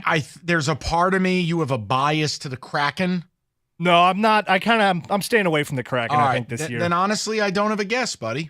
I don't. Go ahead. I got the Wings plus 120 because the Blues stink and we might get Comfer back tonight, which is helpful. The Blues metrically are maybe one of the worst teams in hockey right now. They got a bad Fenwick. They do have a bad Fenwick. You are correct, sir.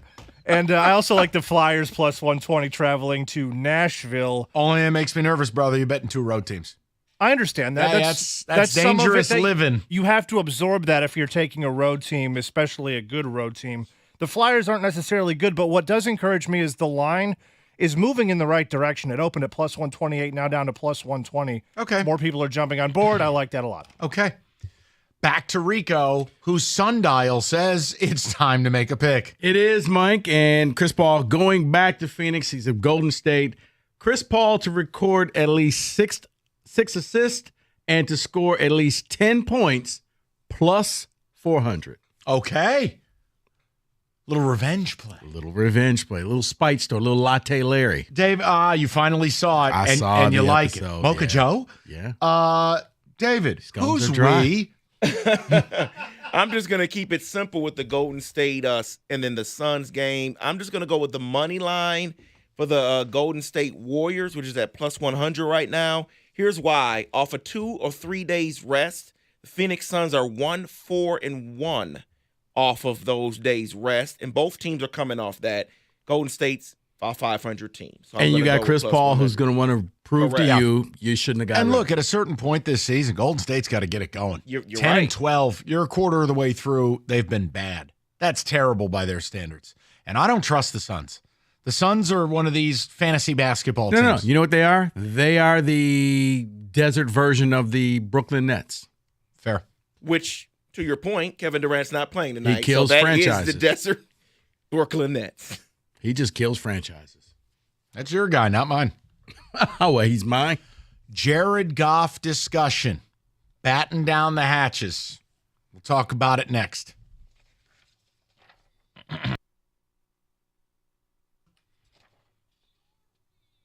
Thank you. Okay. Thank you, Jim. That'll be all. Right now, new customers get $150 in bonus bets with any winning $5 money line bet. So maybe you like David's selection of the Warriors tonight. Whatever it is, bet 5, get the $150.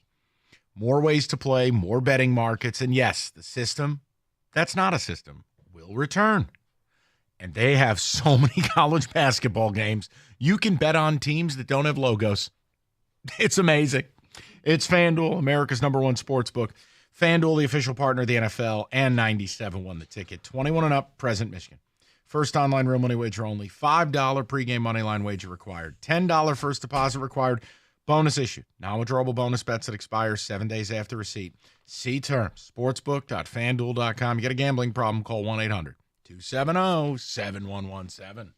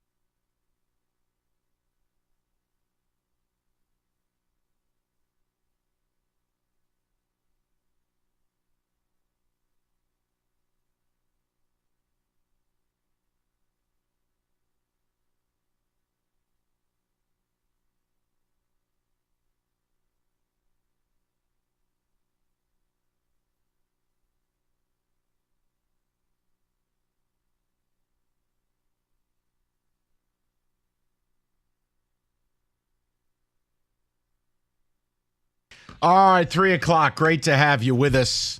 If you missed the start of the show, you missed a lot. Odyssey.com rewind. It's just a question of whether I'm a bad fan. We also had a special guest appearance by my dad. Let's just have the Jared Goff discussion. Let's just get this out of the way. It's the elephant in the room. It's something I don't really feel like doing, but this is you do what you need to do, not what you want to do. I want to play Let's Make a Deal with you guys because I see what's happening. Team struggling. Goff's had a bad month.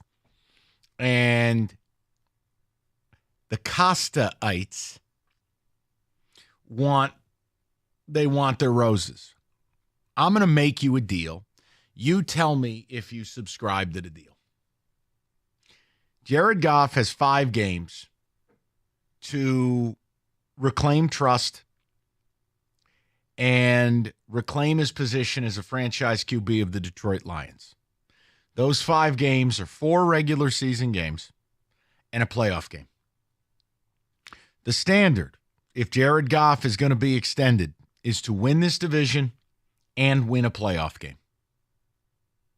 I want to play Let's Make a Deal. If Goff wins the division and wins a playoff game, you have to pay him. If he does anything less than that, you can't pay him. Would you be willing to accept those terms right here, right now? Now, if you're a Goff defender, which I have been, winning in the first division in 30 years and winning a playoff game warrants an affirmation that you are the franchise's quarterback. But one thing I'm pretty good at is if I have an opinion and I've been shown otherwise, Washington's a better football team than Oregon. If I'm shown otherwise, I'll come off of that opinion and I'll go with you. People like Jim Costa and the anti-Goff army will be right, and I will be the one telling you we can't pay this guy. It is right here, right now, inexcusable for this year to end in anything other than division and a playoff win. Not one or the other, both. Are you willing to play by those rules, or are you so against this guy? Do you feel like you are so limited by this guy? Super Bowl or bust type of thing? No. That it doesn't matter what he does. You don't want him here. See, I thought you were going to go like, he has to get you to the Super Bowl or else. No, I want people to be truthful. Okay. I like unearthing reality. See, I think there's a lot of people, they just don't want him here. Period. If he's never going to be Pat Mahomes, and some people can't let go of that. So let's just get to it. You don't want him here. You feel like you have to spend too much money on too many players to insulate him that you will never pay him. In some ways, I got to be honest with you, it's what the Niners will face in 2 seasons. Mm-hmm. That we've had to do all of this for Brock Purdy. I'm not handing Brock Purdy $50 million a year. No. He's good because of what we put around him. Goff is good because of what we put around him. That's their mindset. So those are the rules of engagement. I will tell you I would have no problem. You win the division, you win a home playoff game, you would have to sign him. Now, I don't want to go into deal points. No, I'm not paying him like Joe Burrow. It's something between Daniel Jones and Joe Burrow. So $40 million a year. Probably closer to 45. Okay, $45 million a year. Yes, it'd have a 4 in front of it. That's for damn sure. I really would love to know where we're at. So like a 3-year extension, $135 million. Somewhere in that range. Yeah. But he has to get to the divisional round of the playoffs. Game. Or if that's not good enough for you, are you willing to just pick up the phone and tell me you don't want him here? I mean, I don't even want to go down the road, Rico, of arguing with people of, well, who's the replacement? What would you do? You'll figure it out. You can't reason with these people. Right. Never forget this.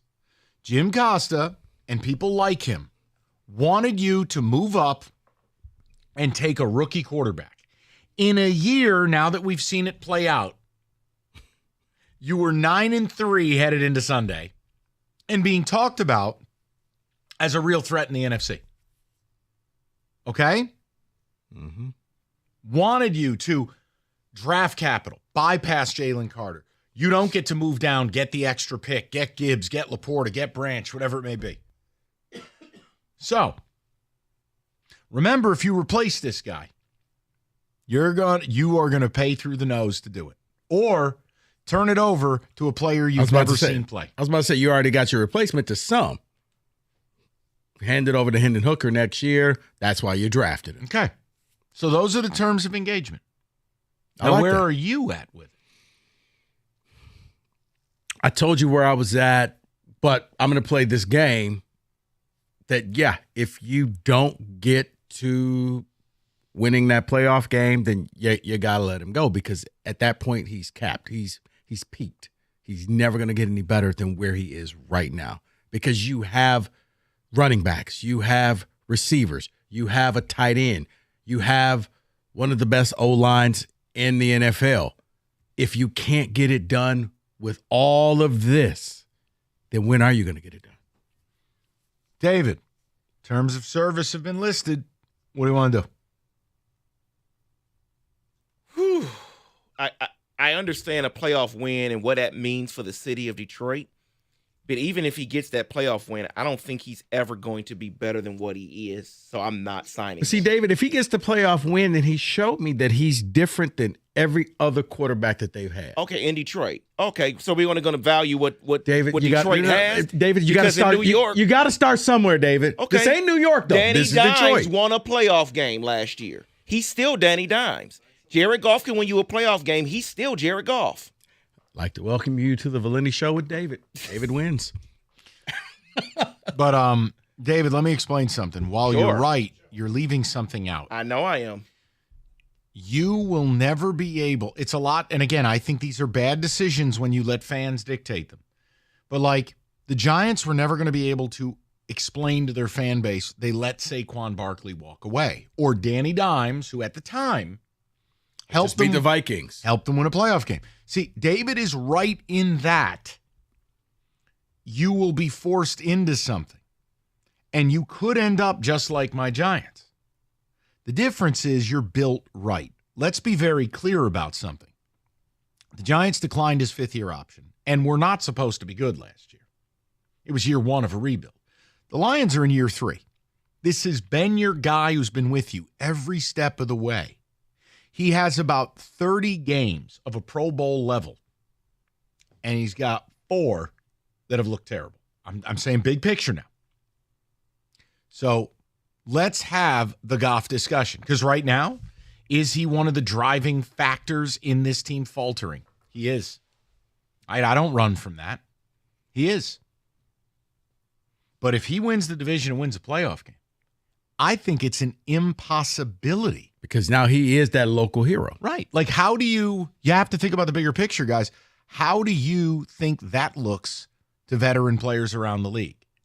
The guy comes here, ushers them from being the worst team in football to winning a division for the first time in 30 years and wins a playoff game, and they didn't pay him? That's not going to look good. And it's going to be very hard to explain, not to the vocal minority, but to the silent majority, that Jared Goff is their starting quarterback. The only way you can get away with doing that is you have to sell the people, he took us here, Hendon Hooker is going to take us to that next level. And I think Detroiters will buy it. Because you can say, you like seeing what all of these other quarterbacks, the mobile QBs, can do? We now have one in Hendon Hooker. And people in this city would eat it up. So here's the next phase. You understand, if you're Brad Holmes and you're Dan Campbell, you are taking your careers in your hands by ushering out a guy who's been to a Super Bowl and who came here and did the things we talked about. You throw him in the garbage for a third-round pick. I'm not saying you're wrong. Mm-hmm. I'm saying no. I think that's the only way you could get away with. That's how you get fired move, Rico. That's how you can get away with letting him walk, and it won't look as if you're abandoning him. It looks like he took us here. Now we're going to upgrade. So you're saying the belief for the people is you can't win a Super Bowl with this guy? That's what a lot of people believe, yes. That Okay. he's only good for this. He's Doug Collins, but now you need a Larry Brown to come in and take you to the promised land. 248-539-9797. David, we'll get the ticket text. I want to keep it timely. I want to make sure we got a ton of people who want to rap about it. But it's the conversation. I know we needed to have it. We're having it. 97.1. Now through December 15th, it's the 12 days of fitness at Planet Fitness. Look, every new year you say you're going to get in better shape. Why not start right now and go to Planet Fitness? Planet Fitness is the home of the judgment-free zone.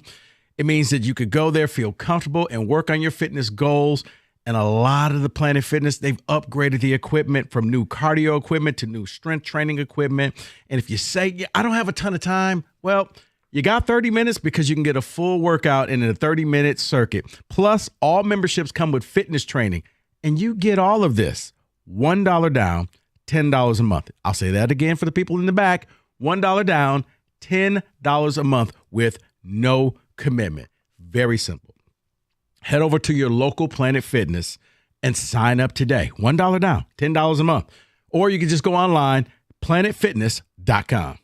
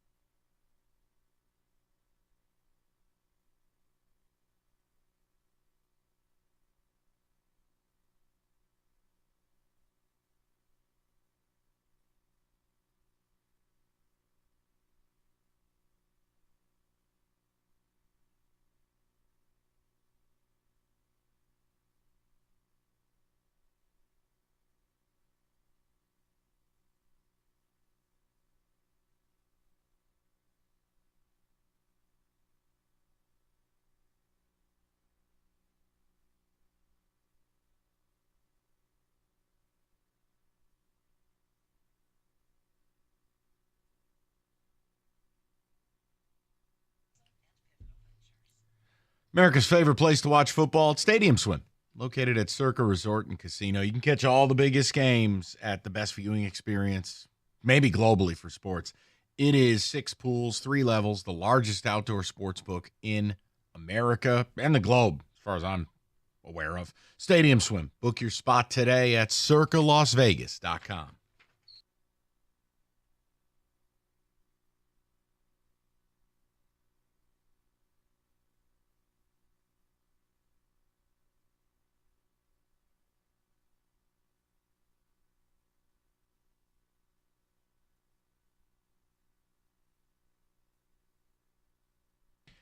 All right, we check in with David. We got full lines. We're having the Goff conversation. It's needed. It's needed. So I just don't feel like delaying it anymore. Let's just do it. David, what do people have to say? What do they make of the terms of service? Yeah, I'm in that group. He's been nice for us, but I don't think he has what it got to bring us to the promised land. So I'm out on Goff. Depends on the playoff game, so I don't accept the terms. Jared is holding the team back. TJ from Scranton. You like how much blame he's taking? Quarterback gets all the blame and gets all the praise. But when you've turned the ball over 10 times in 4 games. But a 30-game sample size of basically being a Pro Bowler. 4 bad games. But fans, man, it's what have you done for me lately? Mm-hmm. For Mike, I guess I'm not paying him. They may win the division, but I don't think they have a shot at winning a playoff game with that. Well, then defense. you can't pay him. Yep. I'm allowing this, in the immortal words of John Jansen, to play out. I'm allowing this. He's going to earn his money, or we're going to have a different conversation. Kenny from Flint says, no, I don't care if he takes us to the Super Bowl. Goff is a more expensive version of Mr. Privilege's Brock Purdy. Wow. Not even me saying that. These are your people, Mike. Okay. You condone it. I do. You accept it? Yeah. I do. In fact, I encourage it. Let's go to Mike, 97.1. Hi, Mike. How's it going, man? I love this conversation. Great call. We finally talk about consequential football things, and I love it. So, I'm a big Jared Goff fan. I thought he's always been great wherever he was. He didn't win a Super Bowl, yeah. But the way you put this terms of agreement, I am sell Goff, take that $40 million, put Hendon Hooker in, who is a stud. Put Hendon Hooker in, take that $40 million, build up the team. We lived 11 years with Stafford and keep him around. He's a great quarterback. Keep him around, and got us nada. So I am for sell Goff. Thank him. I love him. I'm a fan of his. But it's time, albeit anything but a Super Bowl, it's time to move on and save the money and spend the money. So Hendon Hooker's the move. You're going to go to a guy who's never played and hand him the keys to a borderline Super Bowl team. You're comfortable with that? I am comfortable. I am comfortable with that. I think Jared Goff's a great quarterback. I've had his back all year. I don't even think these last few games are up. I'm not up in arms about it. He has flaws. One of them is he can't get the ball to number 9, and he will never get the ball to number 9. All right, it's now, just a fact. And Mike, I'm not arguing it. I am not arguing that the Jameson Williams Jared Goff marriage was questionable from the start. You're not wrong. You're 100% right. And Mike, it's not a bad call. I think the interesting thing, Rico, people now want to base the franchise decision on Tennessee highlights from 2022. That's what we're doing here.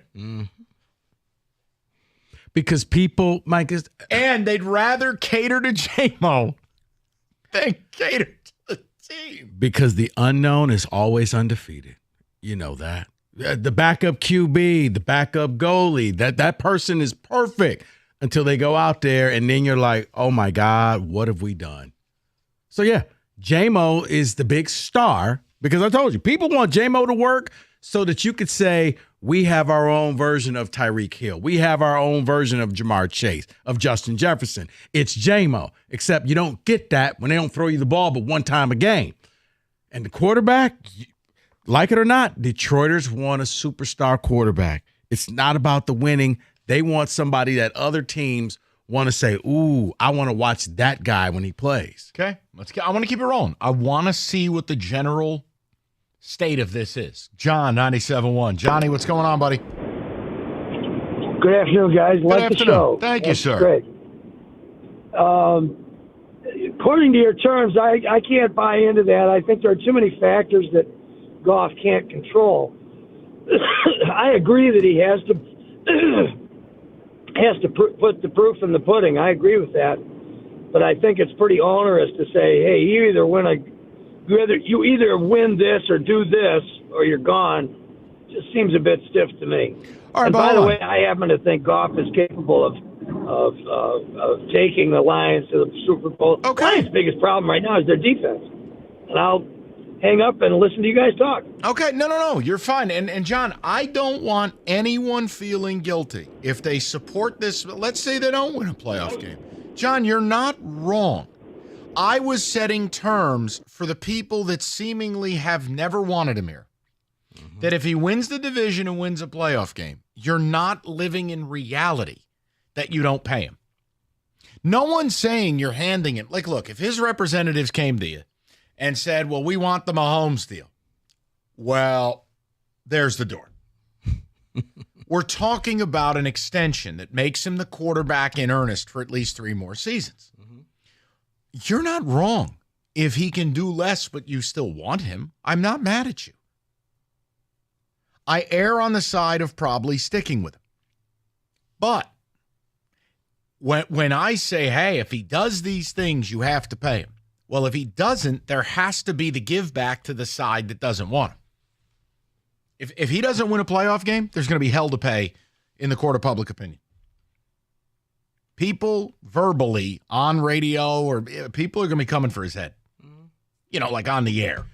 Jared Goff's a very nice man, but if he doesn't win a playoff game, this is going to be a whole bunch of nothing of a season. Fans are going to be irate.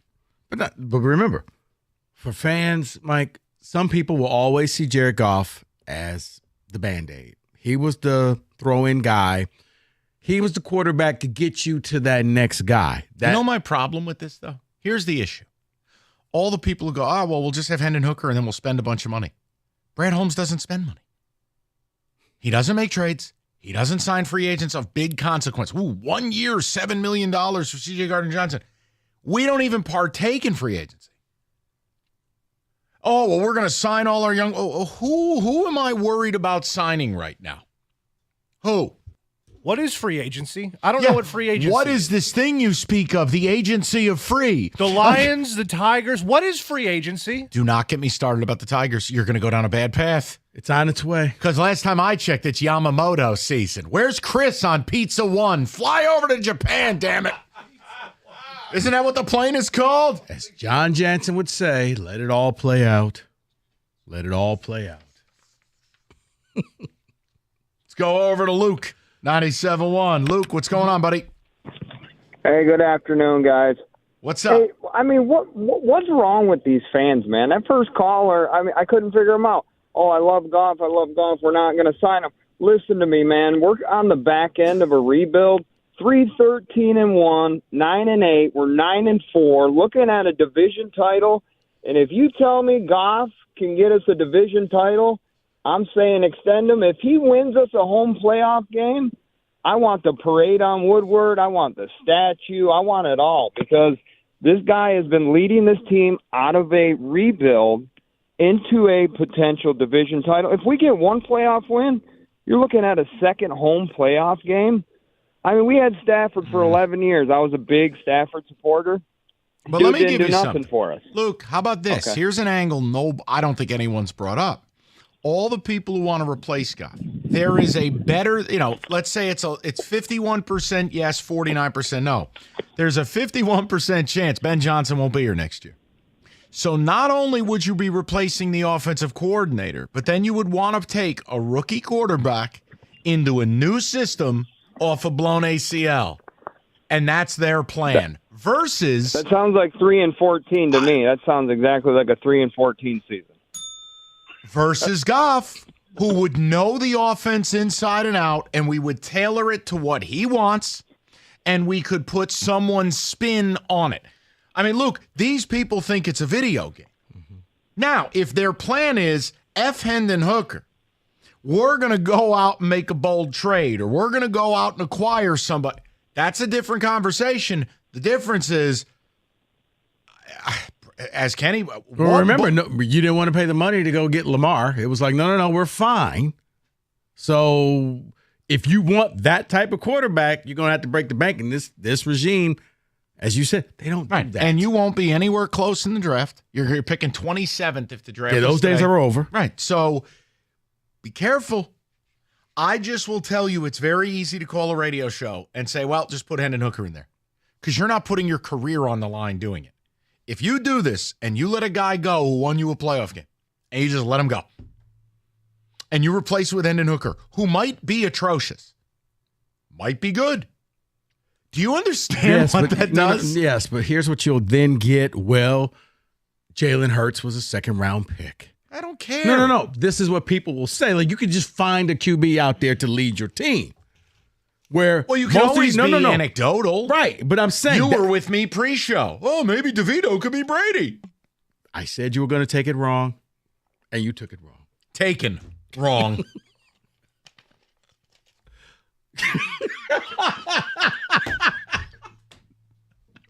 We'll get more of your calls. I got nothing. So much more to do. Later on in the show, Rico's going to launch Izzo to space.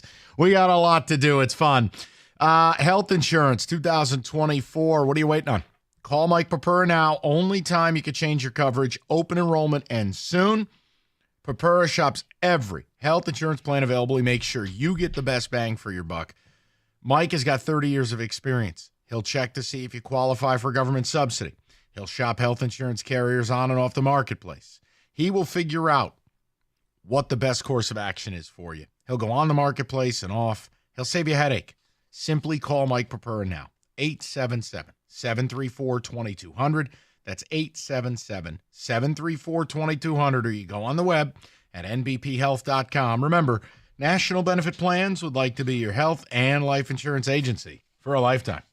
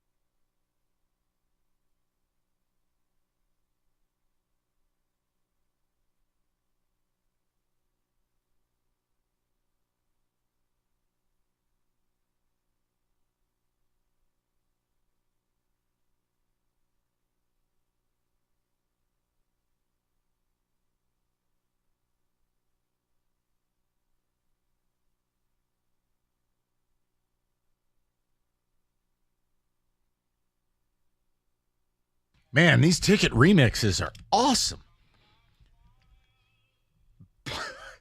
So any song that's played slow, it's the remix. Oh yeah, we did it to the Dean Martin one yesterday too. Oh. Yeah, the songs that are fast, it's hard to get the drops in there. I love hookers. But yeah, well, that's a lot of Detroiters right now. They want a hand-in hooker. They want someone who's never played a game. Mm-hmm. It's classic. The backup QB, man. I understand. What we're talking about, if you're late to the program, I said I'm willing to make a deal with you. That it is a very results-oriented decision that if Jared Goff wins the division and wins a playoff game, we're paying him. And anything else, whether he loses the division but wins a playoff game, wins the division, loses, if you don't win that playoff game, I can't pay you. And I will put down my sword. Oh, there will be no more defensive Jared Goff.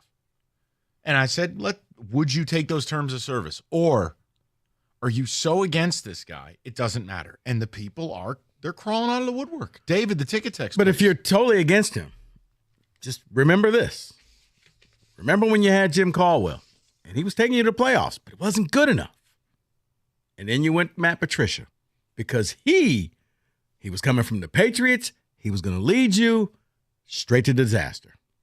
Just remember. Go ahead, David. So Hendon Hooker is Matt Patricia. No, I'm just saying it's one of those careful what you wish for. Goff is a good quarterback, but that's the problem. He's not great. We have created a situation with our O-line and weapons that a lot of QBs could fill in and do what he's doing for cheaper, resulting in a better roster. It's going to be a fun offseason, isn't it? Oh, it is, especially when Terrence from Southfield texts this in. Jared Goff is a train wreck waiting to happen. I wish we still had Matthew Stafford. Oh, dear. Oh, Let's Lord. go to Tom, 97.1. Tommy, how are you, buddy? Oh, man, I've been better. I was better on Saturday than after Sunday. Well, I think we all were. I mean, I expected that game to be tough. I never expect you to get your ass kicked. Not like that. Well, you know what? I mean, he's an interim quarterback, And I said that right when he came in. And I was expecting this for like the last two seasons. I'm happy with the way that the Lions are, going in. It's a great year. We do what we do. This is great. But Sunday would have been a great time to put Hooker in and see what the kid can do, and then maybe go on out for the rest of the year. And that's it. See what we got. But a mobile quarterback in that situation, not be cemented into the ground. He killed us. So you think that because he couldn't use his legs, that was the difference in that game? Oh, man. I mean, he had broken legs in there. I mean, he must have been like with Forrest Gump, right? Wow. Okay, then. Tom, listen, there are a lot of people who are going to agree with you. But my point is, when this guy put 30 games on tape of being a Pro Bowl level quarterback, were you still saying the same thing? He's had 4 bad games in a row, and if this season ends without a playoff win, it's gonna break this city. You can't justify it, but here's the thing: if the season ends without a playoff win, and you switch over to Hendon Hooker, that window closes. Well, no, buckle up, because Brad Holmes is going to have to do something he hasn't done yet. What's that? Splash acquisitions. But sometimes you have to really read between the lines. Like when Goff first got here, one of the first things that happened, Holmes said, hey, I'm going to extend this man. Didn't ask for it. He just extended him. Remember, he was only supposed to be here for a short period of time. He's going to be here longer. The fact that they went out of their way in the 3rd round and took Hendon Hooker because they believe he was a first-round selection, he was just damaged goods. We can fix him. But see, I've said to you, I hated that pick on a principle. You did. Because you were never, first of all, if the kid was healthy, it's a different conversation. But it was never. I am never going to turn this franchise over to Hendon Hooker. Mm-hmm. Because if Jared Goff is not here, I'm going out. I'm going to get us a real quarterback. I'm going to pay the freight to do it. But it's one of those things, Mike. It's like when I think David found that one chart that he was like, you can actually analyze who his draft picks are going to be based upon this chart. RAS score. RAS score, yeah. Holmes shows you what he is. We want him to be something different, but he's not. He's going to be consistent if anything. Him going out there taking Hooker and talking about, he thought he was going to be a first-round pick, that's your next QB. You're not going into the free agent market. He's already on the team if Goff does not pan out. 248-539-9797. Let's go over to Low 97.1. What's up, Low? How are you? Hey, Mike, what's happening? This Big Low from back in the day. I ain't talked to you in 10 years, man. You and Terry Foster, man. Listen. Low, welcome back. Welcome back. I don't know what the hell happened to you, but welcome back. Well, you know what happened to me, man. When they lost to the Cowboys, I couldn't do it. After they picked that flag up, I was done. I couldn't do no. I couldn't do no. That was it. That was it for me. So I'm not back as a fan of the Lions. I'm a fan of Lion fans. So I've been traveling around the country, going to these games, and I understand what you're talking about the quarterback, but it's like, who are calling the plays? Like I was in New Orleans last week. They never threw the ball downfield one time. So is it the quarterback or is it the guy that's calling the plays? I'm not understanding why you want to go with a guy that's never played a snap before in the NFL to take over a team that got all these weapons. I get it, but I get this is typical Lion fan. Is like, go to that, but don't go to that. Let's stick with Goff, okay? Throw the ball downfield. If he's not going to throw the ball downfield, it's not the quarterback's fault. It's the guys that's calling the plays. They don't throw the ball downfield. Well, that was in New Orleans. They didn't throw the ball downfield. Part of it is this. Goff has never been a guy that is going to take the 40-yard bombs down the field. He's not going to do it. He will be aggressive. He will throw moderate. He'll go intermediate routes, 15 yards.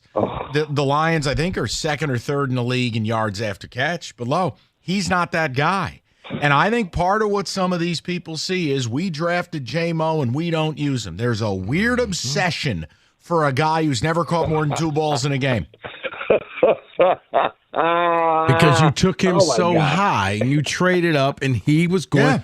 J-Mo is the superstar that everybody, they want him to be the offensive version of Aiden Hutchinson. And whether you're okay what is that, or you're largely underperforming? No, but it doesn't matter because in Detroit, they will elevate you to superstar status. Right, but Amon-Ra's the superstar. Amon-Ra's a top 5 receiver in this league.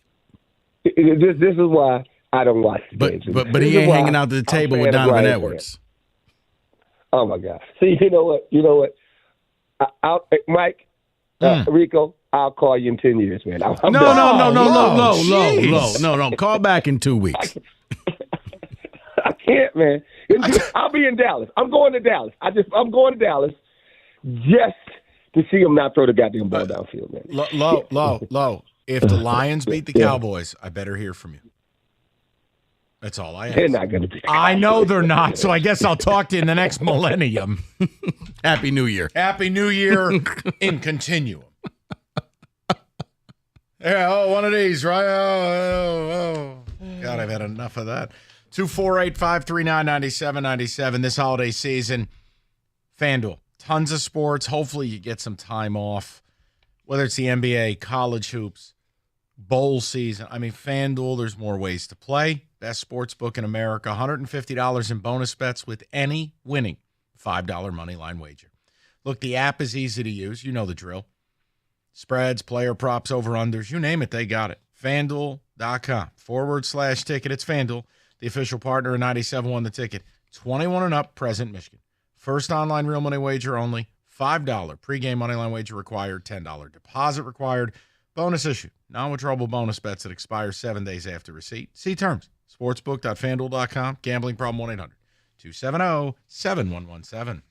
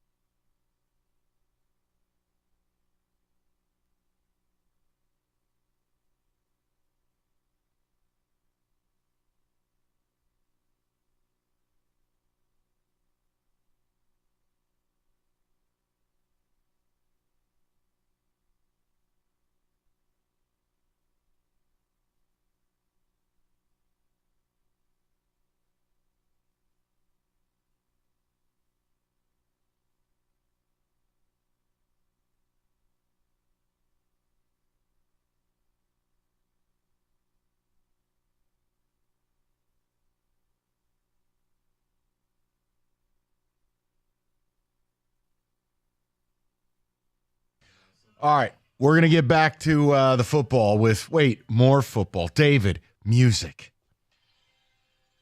Oh, baby.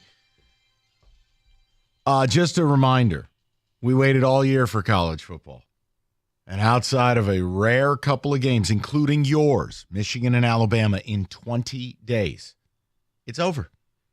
Waited all year. Poof. Gone. Yeah. And don't sell me these bowl games. Don't. You may as well go watch pickup basketball. But see, here's why you're going to be happy for the expanded playoff next year. I don't like you. David? David? They start next week? They would start next week, and at least we would have meaningful games. People wouldn't opt out of these games. Yeah, we'll see. So I'm glad you brought that up, Mike, because you're right. Football season has gone by so fast. College is over, but we haven't properly ended the college season. So let's talk about some winners and losers from the college season. Let's start with Texas. Yes, Texas is actually back.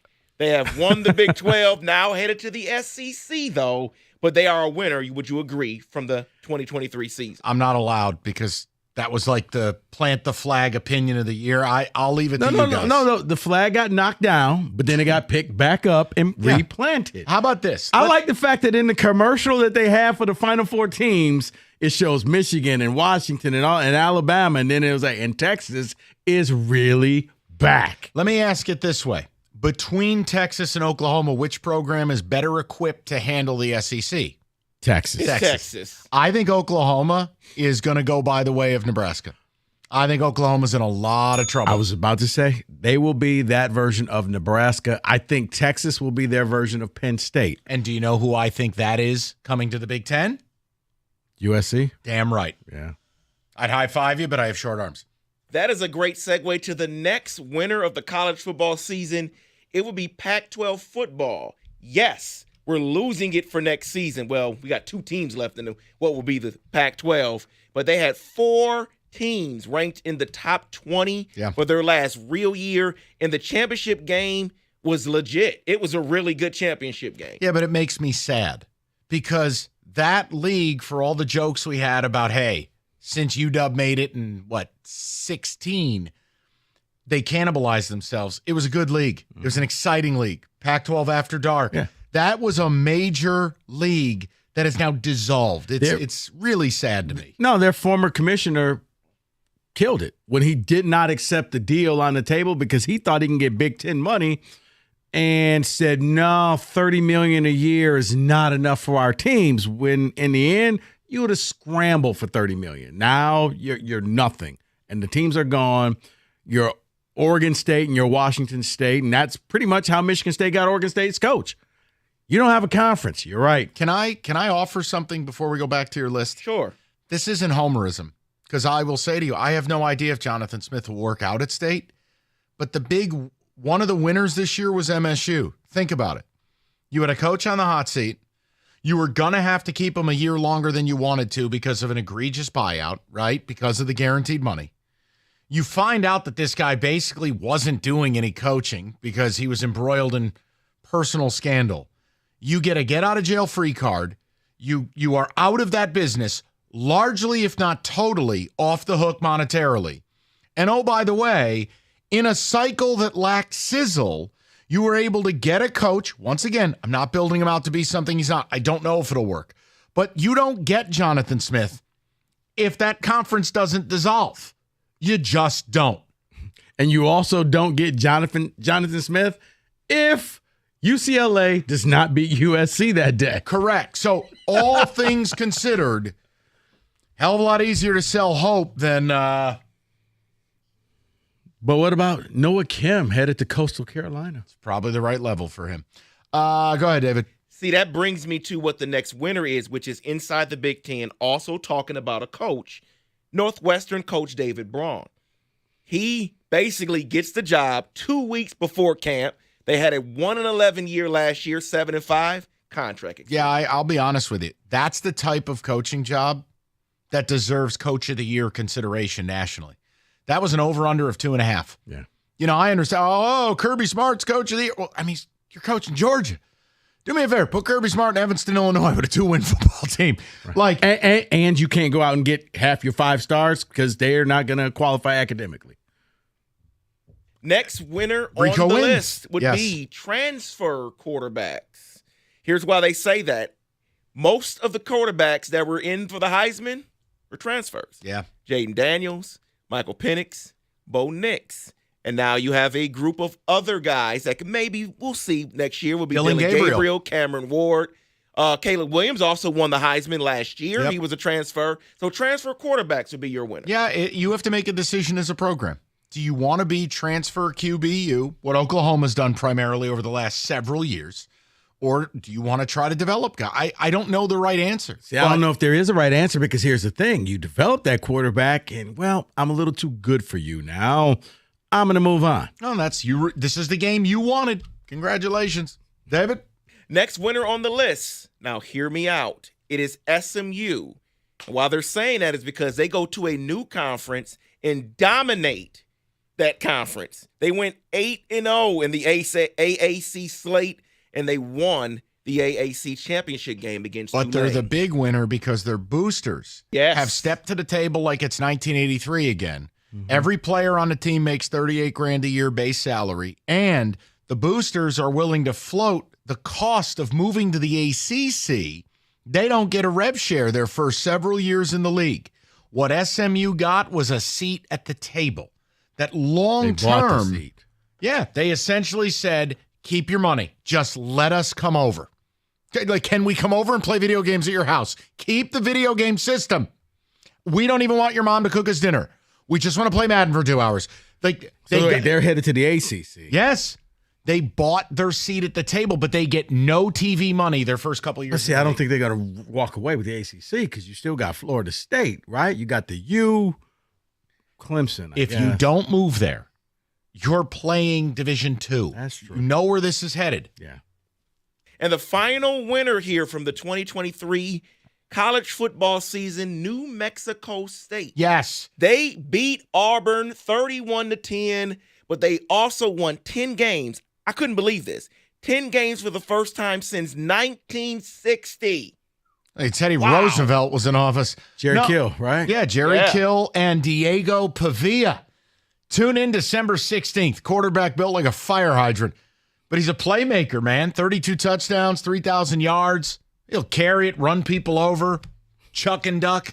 10 wins, plus a lot of those were bye games where, Correct. Hey, Auburn. Right. Pay up. Yeah. No, listen, it's a nice story. And you know what? They're in a bowl game. It's fun, and it'll be a group of kids who actually care. I have no issue with that. Correct. You won't see holdouts or skipping that bowl game. You did have some portal problems. Their second-best receiver, Trey Hudson, hit the portal. Well. Nice player. That happens. Well, and since we're talking about portal, David, real quick, Chip Kelly basically says, if you're going to the portal, you don't practice. You cannot practice. Ooh. You are dead to me. Isn't that a weird thing, though, where you hit the portal, but you stay with the team and you think it's your right to practice and play? Mm-hmm. No, I like what Chip did. I like Chip Kelly is about to quit, but he's going to burn it down before he quits. And, I'm sorry. Coach, my locker I can't get it to open because you're no longer part of this team, son. I kind of dig that. You can go. That is great. I don't mind that. That is the pettiness that I need. That's not even pettiness, though, David. You don't think so? No, because why am I going to install plays for you and do all of this stuff and you're leaving me? You're right. That is your college football blitz.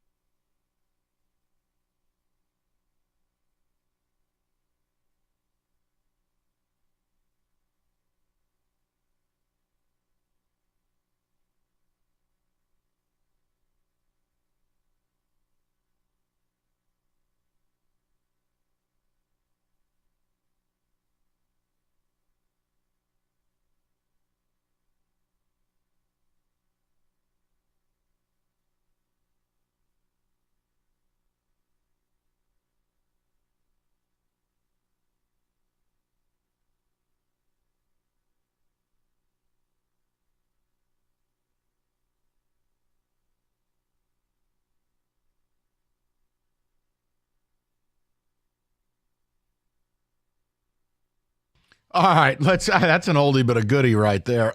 David, some of the ticket text, and I'll reset it briefly.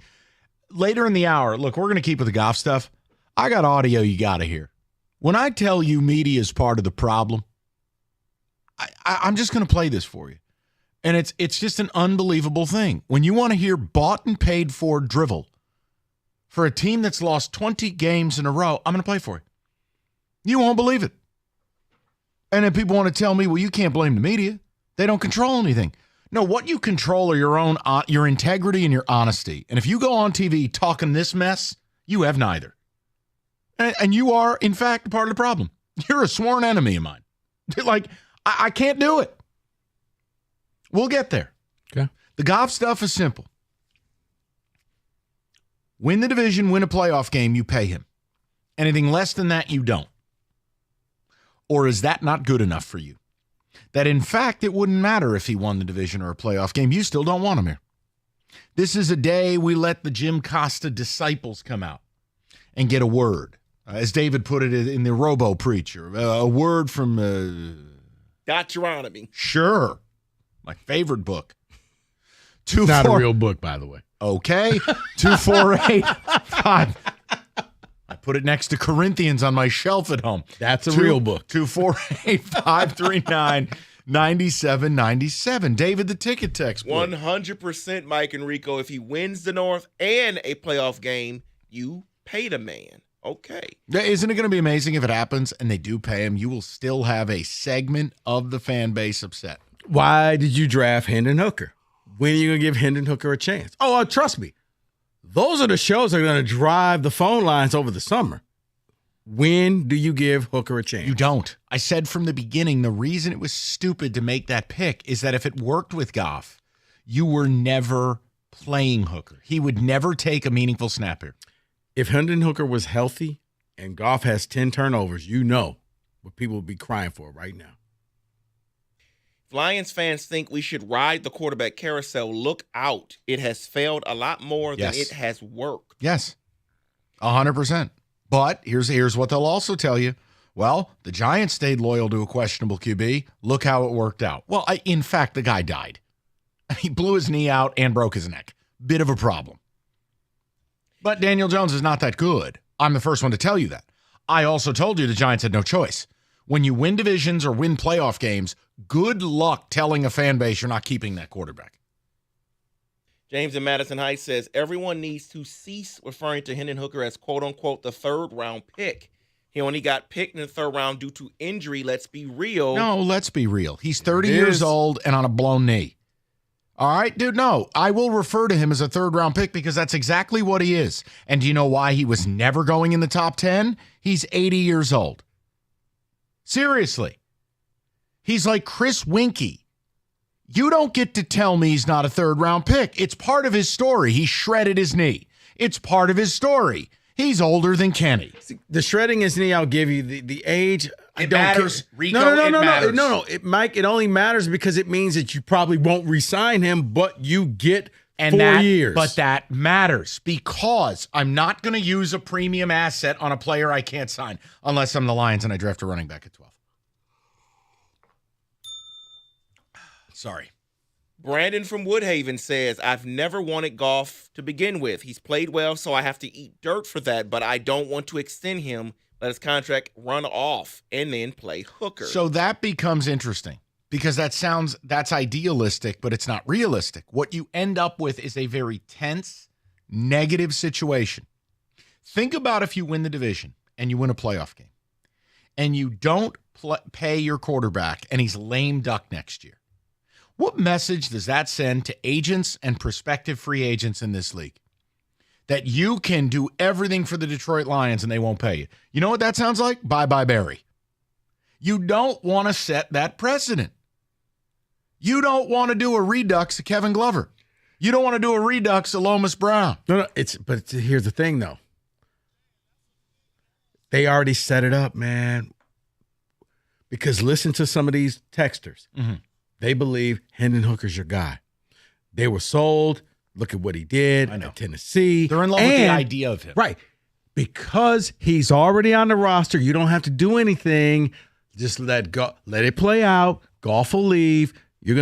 I'm telling you, if Hendon Hooker was healthy, people will be demanding that he plays this Saturday. And that would be lunacy. Look at all the turnovers they do. Because if not, all you got to do is wait for Goff's first 2 interception day, and that'll be the final day Detroiters want him here. To the people? To the people. Let's roll. Let's go to Matt, 97.1. Matt, what's going on, buddy? Hey, Mikey, Rico, love the show. Listen every day. Thanks, you, buddy. Man. What's up? Listen, Mikey, give me your deal on Goff, terms and conditions all day. I don't think people understand or remember how bad this can go real quick. You need a quarterback to have a respectable franchise, to get people to continue to want to come here. Yeah, and I think with Jared Goff, he builds a floor that as long as you continue to put a good team around him, your floor is going to be 10 wins. Exactly. I'll take 10 wins every year over the last 15 years of Lions football. But here's the question. Can he deliver you a Super Bowl? If you put enough pieces around him, keep reinforcing the offensive and defensive line. See, Matt, I don't think you could put any more pieces around him than what you have right now. Oh, defensively. No. I mean offensively. He's got everything. Line? Our offensive line? Yeah, No. I mean, they've sunk Give me a couple they've sunk 3 high-level picks plus a couple day 2 or day 3 and 4 picks. I mean, Matt, you can't use 5 first-round picks on an O-line. They've built a hell of an O-line here. Now, I admit it, Ragnow's hurt, Decker's underperforming a little bit, but Matt, Here's what I'm saying. We don't need anything else. We need a line. I get it. It doesn't What make you need is a sense in every defense, brother. situation. You need a defense. Oh, totally. That's the game changer here because reality, you don't want to be thrown at 35 times. You don't want Jared Goff throwing for 300 yards. You want to be running the football, playing great defense. You want to play complementary football. Now, does that mean, well, see, you're saying Goff's not a star. I've never told you he is. But if you put a defense around a quarterback, you'll be shocked at what you can get away with. And that's the problem. Mm-hmm. That's why this exists. Because getting Montez Sweat or Chase Young, I think, would have gone a long way in helping us this year and the future. Right, not hearing, well, we didn't want anybody to upset the locker room. Well, winning helps not upset the locker room. I'll tell you this. You want to upset your locker room. Let your veteran QB who leads you to a playoff win walk away disgruntled, and you play a rookie who stinks. Watch how fast that can erode. Now, if Jared Goff wasn't a good guy, or if Jared Goff was some, derelict, well, that's a different conversation. If Jared Goff were Deshaun Watson, all right, it's a different conversation here. By all accounts, Jared Goff's one of the hardest workers on the team. He has the respect of his teammates. He's a leader. He knows this offense inside and out. But go ahead. I'm fascinated. Like, Saturday is going to be crazy. Mm-hmm. If they lose that game, it's going to go to a fever pitch. Now, I know Tommy Cutlets really helped you out last night, and that's good for you guys. Mm-hmm. Reduce the magic numbers to 2. But here and now, it's less about the division and more about winning a playoff game. They won't beat anyone playing the way they're playing. But Saturday night, losing that game, you're in free fall. Well, see, this also helps Jared Goff's case because the defense is as bad as it is. You put the team on your back. Yeah. You lead them down the field. You score touchdowns. You stop turning the ball over. And you may have to score at least 30 points a game for your final games to make sure that this team wins.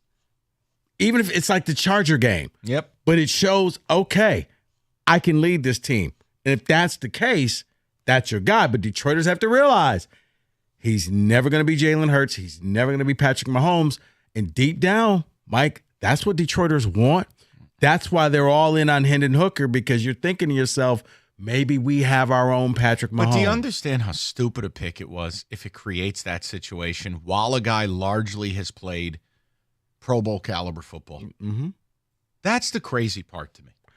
It is. That works in college when you have a guy who's a senior and you bring in that 5-star recruit saying, okay, your paths are going to cross for 1 year and then you're going to leave. But in the pros, not so much. 248-539-9797. We'll get more of your phone calls next. 97.1. Hungry Howie's. Let's talk about it for a minute. Hungry Howie's always trying new stuff. The monthly pizza deals, the mix and match this month, the Kenny Cott pizza, the mac and cheese pizza. It's simple. $10.99, $2 more. You add the buffalo chicken or jalapeno bacon. If you're more of a traditionalist, yes, right here, stick to the regular stuff. $6.99 on the mix and match. Dinner on the table in 20 minutes. And again, the offer will not last forever. You want to try something new, the mac and cheese pizza available for a limited time only.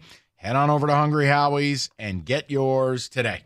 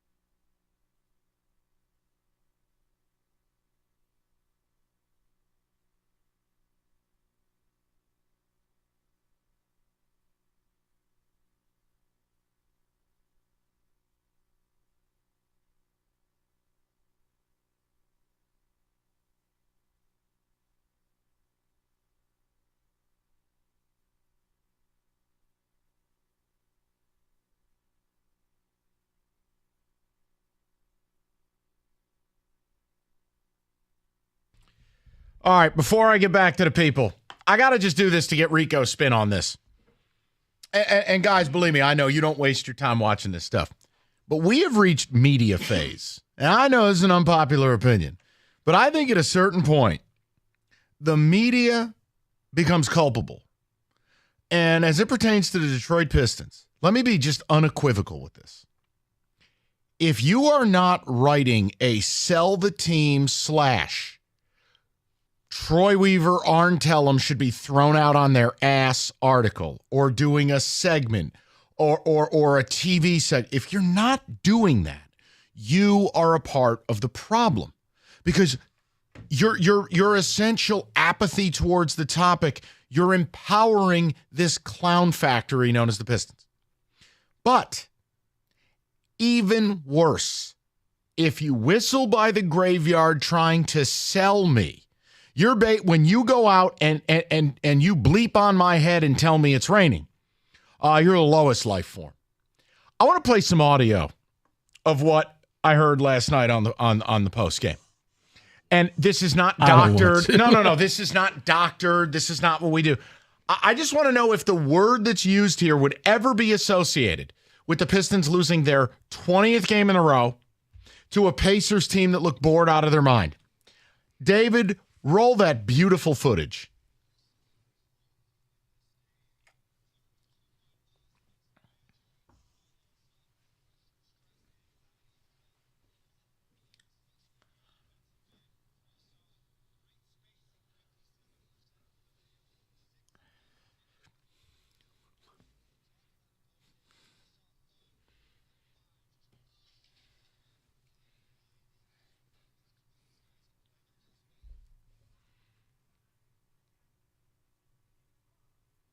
That's not real.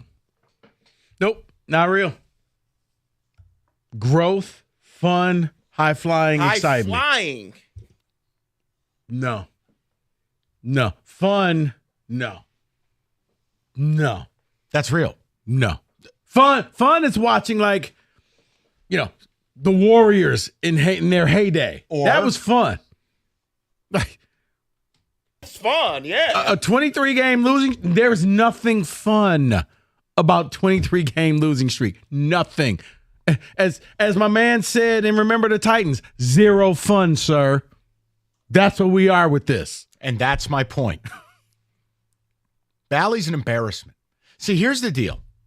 This is where, you know what I would do if I were Blaha? And George is a legend. I would just go on the air and say it. What are they going to do to him? Nothing. George is Al Capone. Can you imagine if Bally attempted to get rid of George because he was, quote, too critical?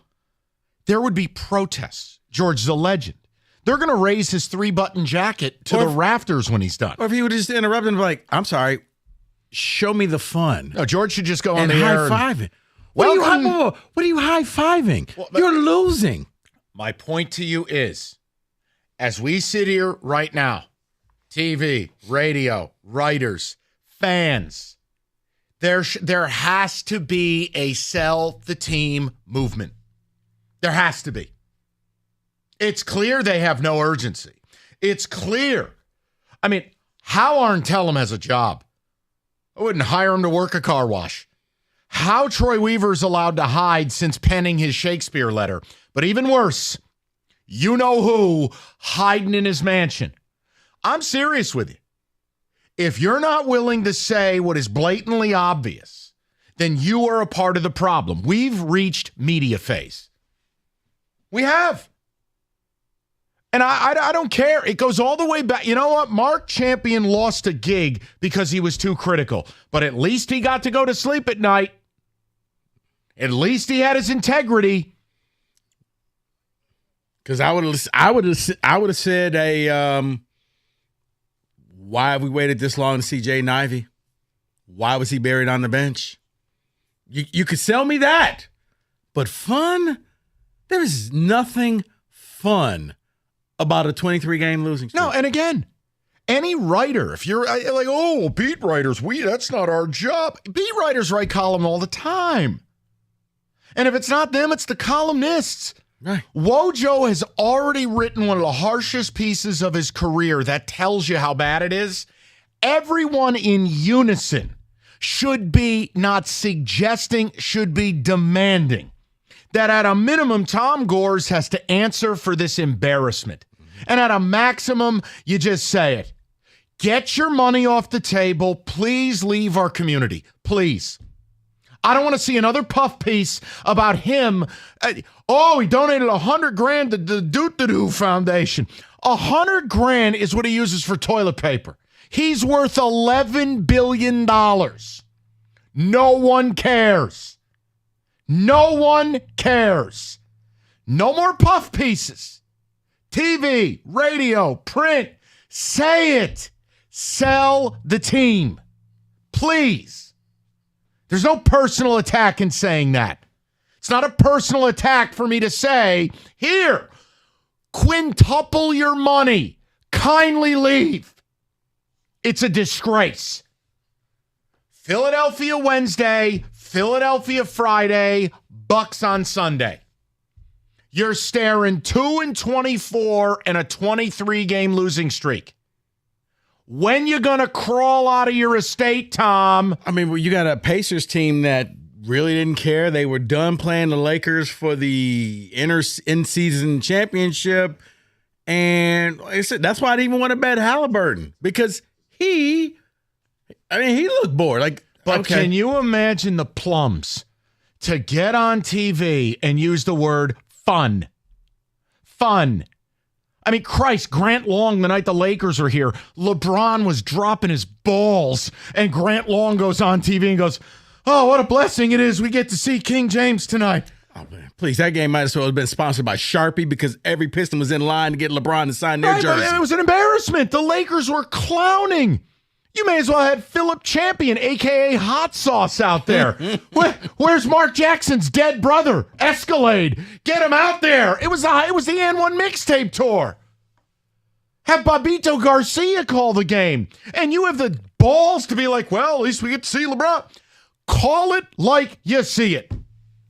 This Bally is... They can't. You know what? Then you're a part of the problem. You took that job. But you took that job knowing you can't say that. Because if you guess say what? that, you don't have a job. And guess what? You don't have anyone's respect. So eat it. Well, sit there. Respect doesn't pay the mortgage, Mike. You know what? Not my problem. This is an embarrassment. And anything. Go look when the Pistons lose their games and go look at some of the headlines. Anything that isn't attacking that franchise, right, and demanding. I mean, you could simply make an easy headline every day and just their losing streak and days since we've heard from the owner. Or the GM. Or the GM. Just have a countdown. Countdown clock. And writing a letter is not hearing from you. That's hiding. Where is he? Where is he? What was that again? Fun. You imagine coming on the radio and me telling my audience I saw fun last night? We had a lot of fun at that funeral. Hey, I was just at my Nona's deathbed. She's dead. A lot of fun in the room. But we were watching the Pistons game, and they looked like they were having fun. High fives. Hey, you're a listener. Think about me coming on the air and saying I saw high fives and fun as the Pistons lost their 20th straight.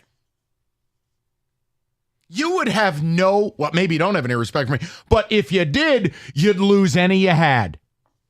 That's a disgrace. Mike, we saw how you reacted earlier in the show. Odyssey Rewind, if you missed it, when your team, the Giants, won and they were having fun and it's costing you a draft pick. So I couldn't imagine you would never say that. Isn't the only thing that's important that both teams had fun? I swear to you, it's a dream sequence, and he's too nice of a man to do it. But I'll give George suits for life. Go on the air and just be like, "Hello, everybody, welcome to another exciting night." F this, sell the team. Just open the broadcast with it. They ain't gonna do nothing to you, George. His sign off. Sell the team. Yeah. All right, and that makes it another loss for the Pistons. We'll be back this Friday. Sell the team. Yeah, Special K, I've got this, Gregory. Sell the team. And then just hold the mic. What are they going to do to him? Nothing. There'd be protests if they got rid of George. So do something about it. It's an embarrassment. That's all. How you living? How you living right now? I sleep just fine at night. So here's the deal. That's the one segment. Not going to waste your time with it. We're going with Goff, which means we get back to your phone calls next. Fun. How do you say fun in the middle of a losing streak? 20-game losing streak. Not a 3-game losing streak where you've lost to some of the best teams and you're a young team. How do you write in an article that Halliburton hit the dagger with 3:49 to go? A dagger with 4 minutes remaining in a basketball game when you can have a 12-0 run in 60 seconds? In the NBA, because mostly every NBA game is tied with a minute to go, you hit the dagger with 4. Here's the dagger. This team's birth. The minute this roster was assembled, dagger. Hey, guys. The dagger is when you hear the horn at the beginning Opening of the game. tip, dagger. You can't have a funeral without fun. David wins. It's right in the name. Funeral. Bally Sports putting the fun in funeral. 97.1.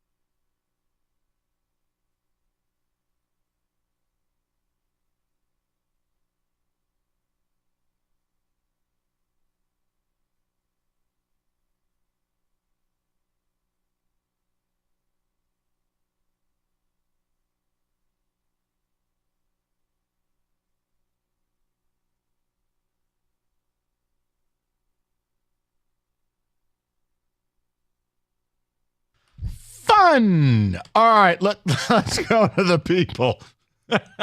Let's get back to business. Jared Goff.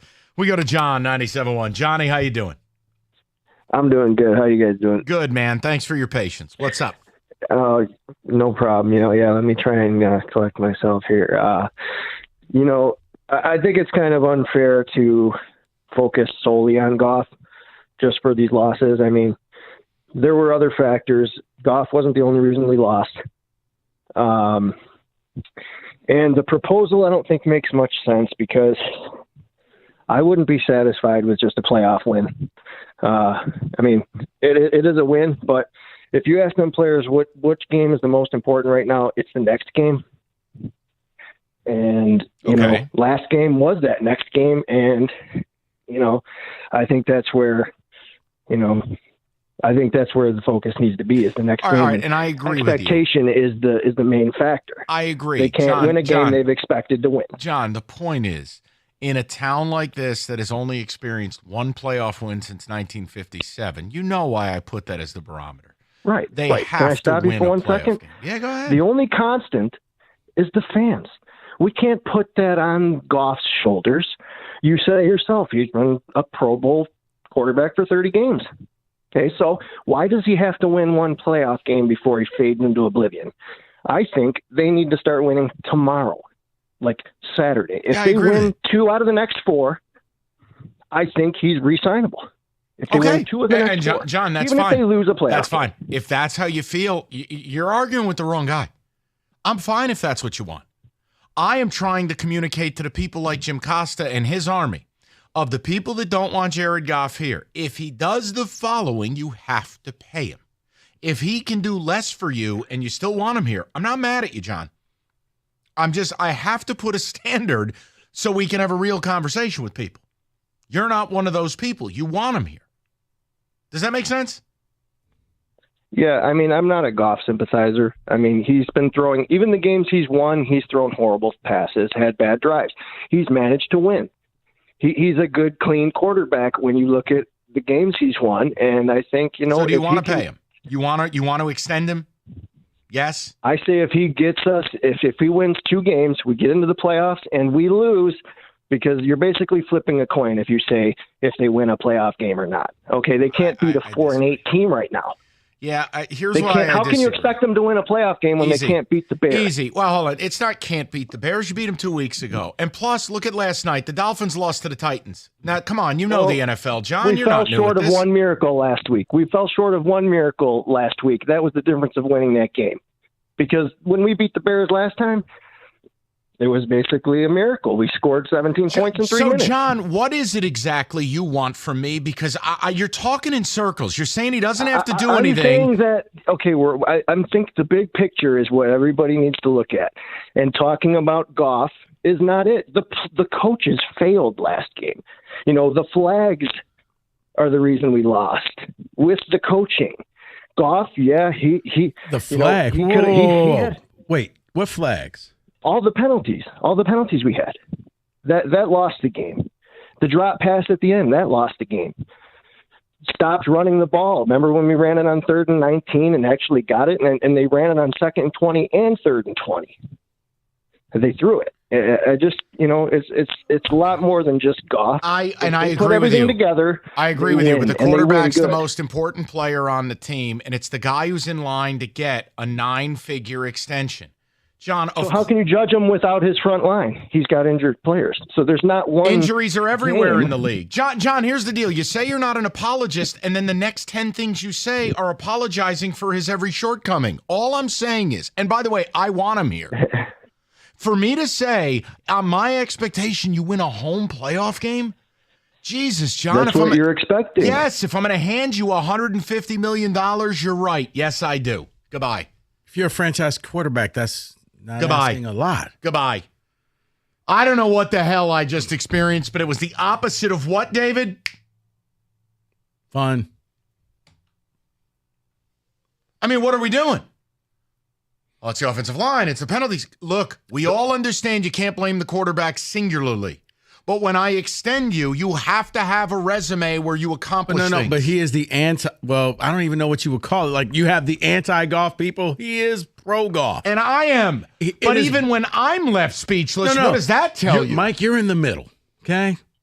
This is, no matter what, Goff is the guy because he doesn't have enough this, and it's the penalties, and it's this, and it's that, and his offensive line is hurt. And it's week 13 in the NFL.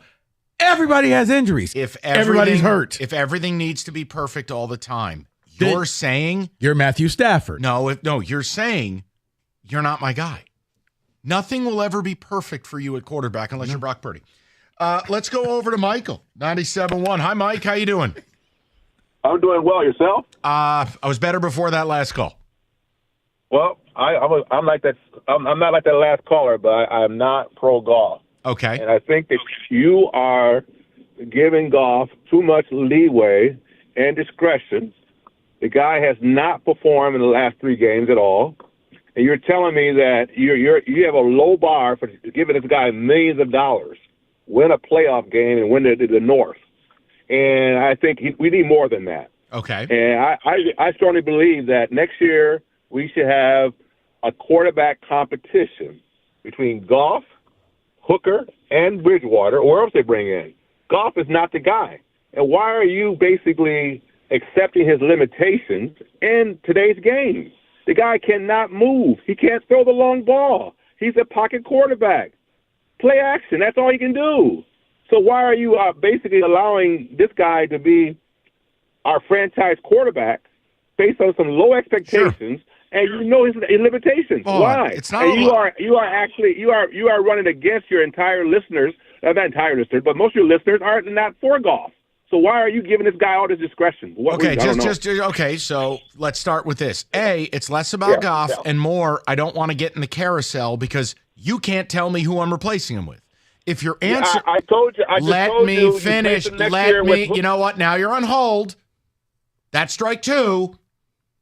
If your answer is playing a quarterback who has thrown 0 career passes in this league, and you're in your Super Bowl window, I think that's a fool's errand. 3, when did winning a division and a playoff game in this loser-ass town become a low expectation? You have won a division when? 30 years ago. You've won 1 playoff game since Rico's birth year, 1957. Sort of. That's 2 for you. It is. Like, what am I battling here? How am I the enemy for saying he has to do these things to pay him, and somehow you're mad at me? Because Detroiters want their superstar quarterback. It really is that simple. We all do.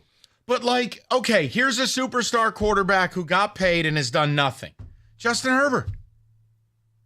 Here's a superstar quarterback who has got paid and yet is a turnover machine, has never made it to the Super Bowl, and I question whether he ever will. Josh Allen. Hey, here's another quarterback who makes $1 zillion and as of, 2 weeks ago, had as many touchdowns as turnovers, and they retooled the whole organization for him. Lamar Jackson.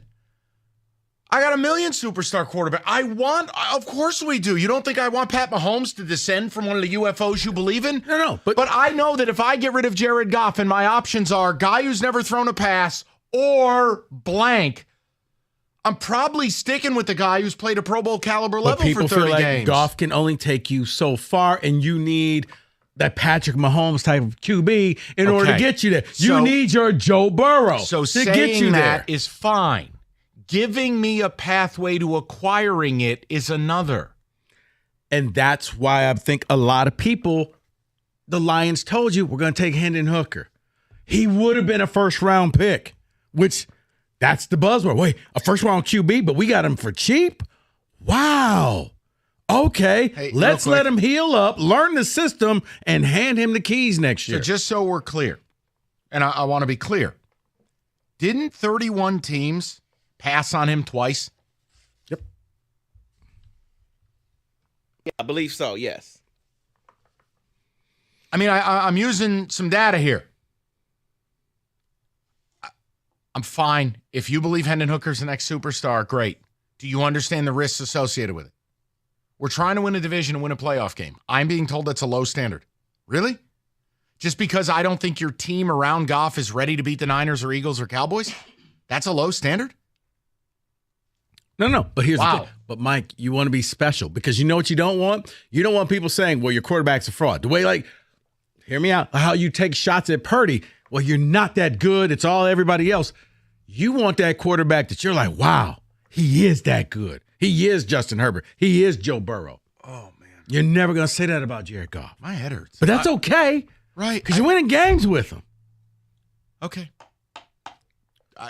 You know what? No, just read something. I'm really at a loss for what's taking place here. All right. Xfinity connects me to more of the great games that I love. Tuesday college basketball is back. With Xfinity Internet, I get the speed I need at a great price, and you could also get the speed you need at a great price thanks to the fastest internet on the largest gig speed network, delivering to more homes than any other network. So enjoy all your favorite apps all in one place with a Flex 4K streaming box. Games in 4K, guys. It's something. All with Xfinity Internet. Xfinity allows me to stream all my favorite shows and all my favorite games without interruption. It means you get the latest scores right as they happen, latest injury updates, and fantasy stats. Choose from a variety of speeds depending on your needs, including gig speeds up to 1.2 gigabits per second, and enjoy reliable internet on all your devices. To get started, call 1-800-XFINITY, visit Xfinity.com, or just stop into a local Xfinity store today for more details. Maximum download speed of 940 megabits per second when hardwired via Ethernet. Actual speeds vary and not guaranteed based on Xfinity's fastest available download speeds.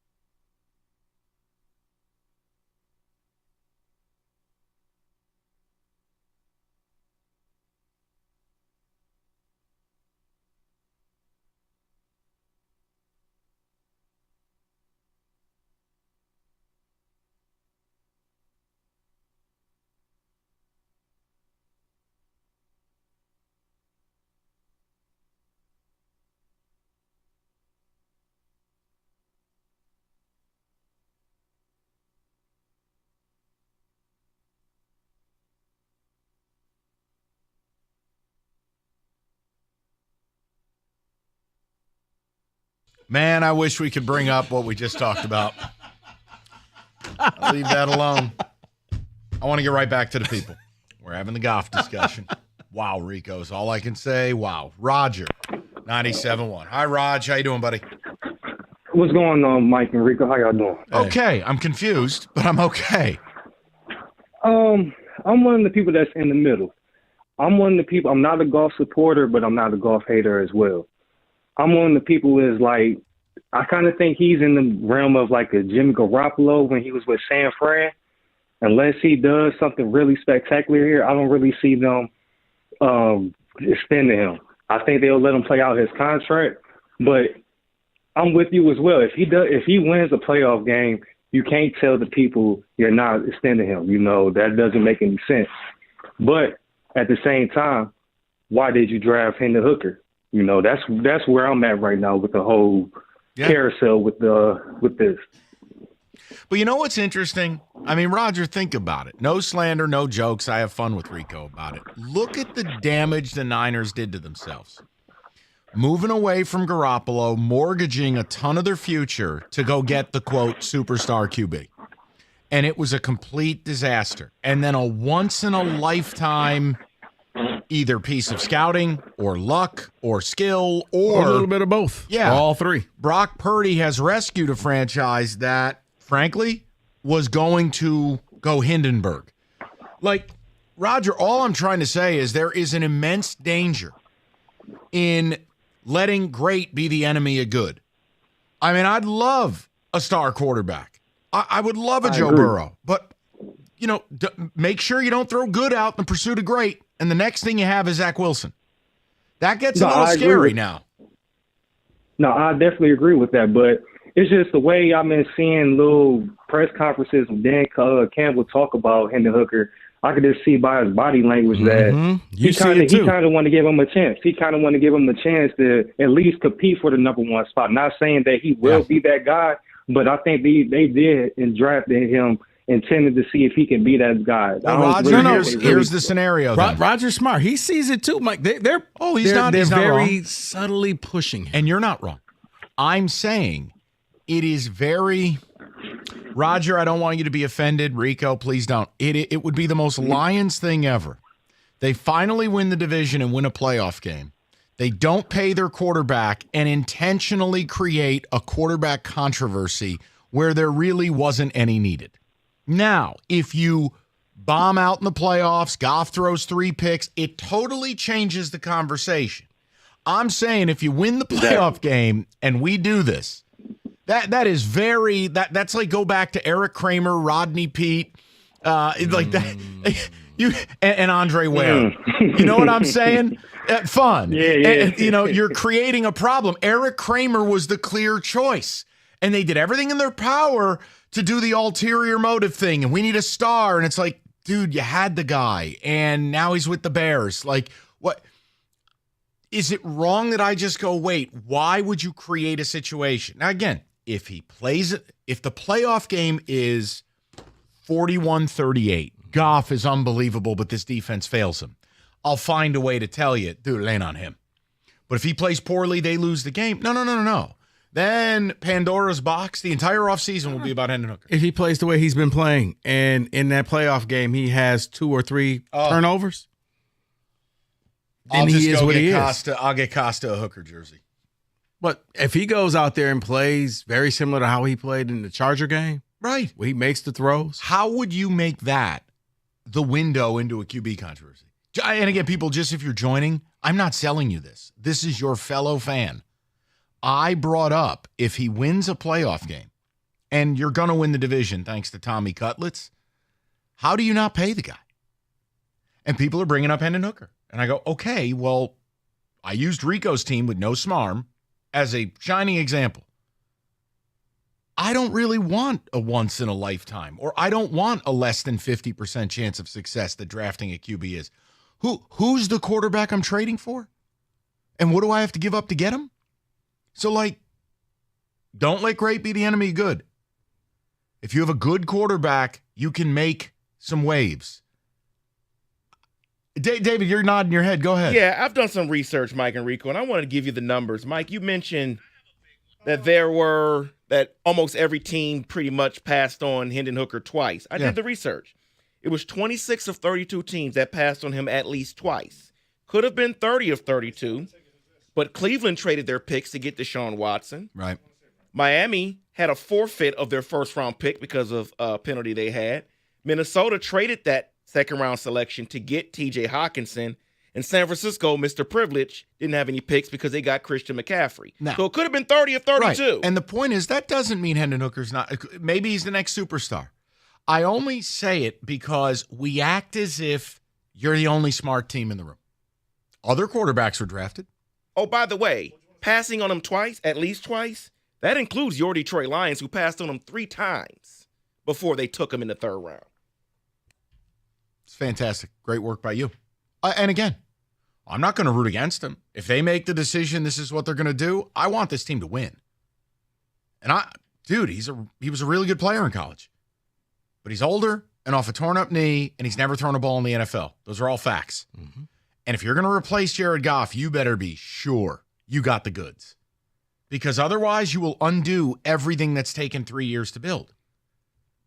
Isn't it a wild discussion? Like, I'm sitting here trying to win a playoff game. Mm-hmm. I'm trying to bring stability to the franchise. And people are ready to just get them out of here. Because the Lions, they wanted everything. They wanted to win the playoff game. They want the Super Bowl, but they want it done their way. And their way is not Jared Goff. Their way.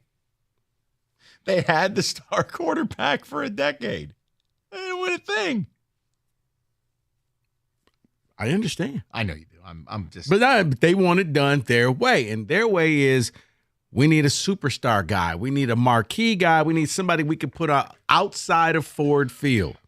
Because right now, think about this. When you see Saturday's promos for all the games, you don't see Jared Goff's face. You see Aiden Hutchinson's face. Well, which is another. No. But Lions fans want it. So when you think Lions, you think this quarterback's. You see their face up there. Not St. Brown catching a touchdown and Aiden Hutchinson doing a dance. You don't see Jared Goff anywhere in those promos. That's why Lions fans don't want him here. 248-539-9797. Right back to your phone calls. We're having the Goff conversation as we head into one of the most important games of his career. Saturday night against Denver. Because the conversation will only get louder. The game that'll determine it will be that playoff game. And he has to win it. I don't care. Oh, it's not fair. No, listen, life ain't always fair. You're a quarterback. You're looking for a contract. You're looking at be the franchise guy. You best win a playoff game. You can't lose a home playoff game to what's likely going to be a 500 football team. Pack, Vikings, whatever it may be. 97-1.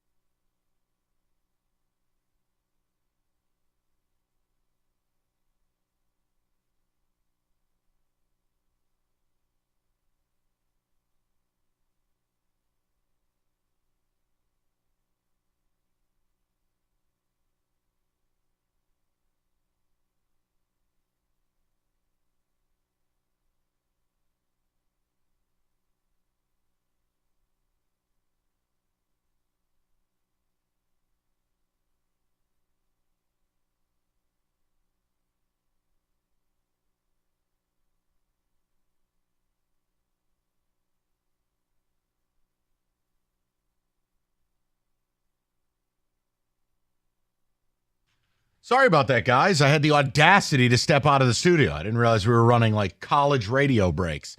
David, I want to get some ticket texts. We've got full lines. If you're just joining, it's very simple. I thought I was setting a decent standard that would avoid arguments. I know Jared Goff's played bad this month, and I understand that he is a big part of the problem. Okay? Not the whole problem, but a big part. I have said if he wins the division and wins a playoff game, you talk contract extension. You pay him. And if he doesn't, you don't. I thought that was like easy, fair, fun. Oh, it's been anything but. People are calling up in mass. And I've become the enemy for saying, yes, I would extend him. And many people are calling up and going, oh, no. He's not going to win us anything. We can't go anywhere with him. And Hendon Hooker. And all I've done is remind you, you are going to turn a guy who's given you, first of all, he's suffered here, and he has helped build a culture here for 3 years. He's played predominantly Pro Bowl level football from the halfway mark of the first year with the worst roster in the league through this season up to the last 4 weeks. You want to take him and throw him in the garbage for a player who has never thrown a pass. That's what you're advocating. All I've said, be careful letting great be the enemy of good, because you have something good here. I compare it to like Kirk Cousins. Be careful throwing Kirk Cousins in the garbage, because you could be left with Josh Dobbs or Nick Mullins, or you could waste draft picks on that bum they drafted out of A&M. What the hell is his name? The quarterback. He stinks. They may have released him. Or the kid out of BYU that Minnesota took. Look what Rico's team did. Great was the enemy of good. They threw Jimmy Garoppolo in the garbage, mortgaged their entire future, and got Trey Lance. Abject disaster. Now, either it was the grace of God, a once-in-a-lifetime miracle, or the best scouting job in the history of football. Brock Purdy has saved an entire franchise. I think Rico would tell you that. That if Brock Purdy, and oh, by the way, the best roster you're ever going to see, if Brock Purdy wasn't there, they were going Hindenburg, because great was the enemy of good. They made a Super Bowl with Garoppolo. They had a lead in the fourth quarter of a Super Bowl. Yep. Garoppolo's crime, he missed a big throw deep. I was about to say he overthrew the receiver, and that was it. And mind you, wasn't Garoppolo's. Garoppolo didn't drop that interception against the Rams. Jaquiski Tartt did. The point I make, I just am comfortable building a floor, giving Jared Goff a defense, and moving this thing forward. And apparently you're not, and it's illuminating. This is a Saturday's going to be wild, man. This game against the Broncos is going to be unbelievable. But that playoff game, he better win. And again, I'm okay with that. If he doesn't win and you call up and go, look, open competition, he's a restricted free agent. If Hendon Hooker beats him out in camp, so be it.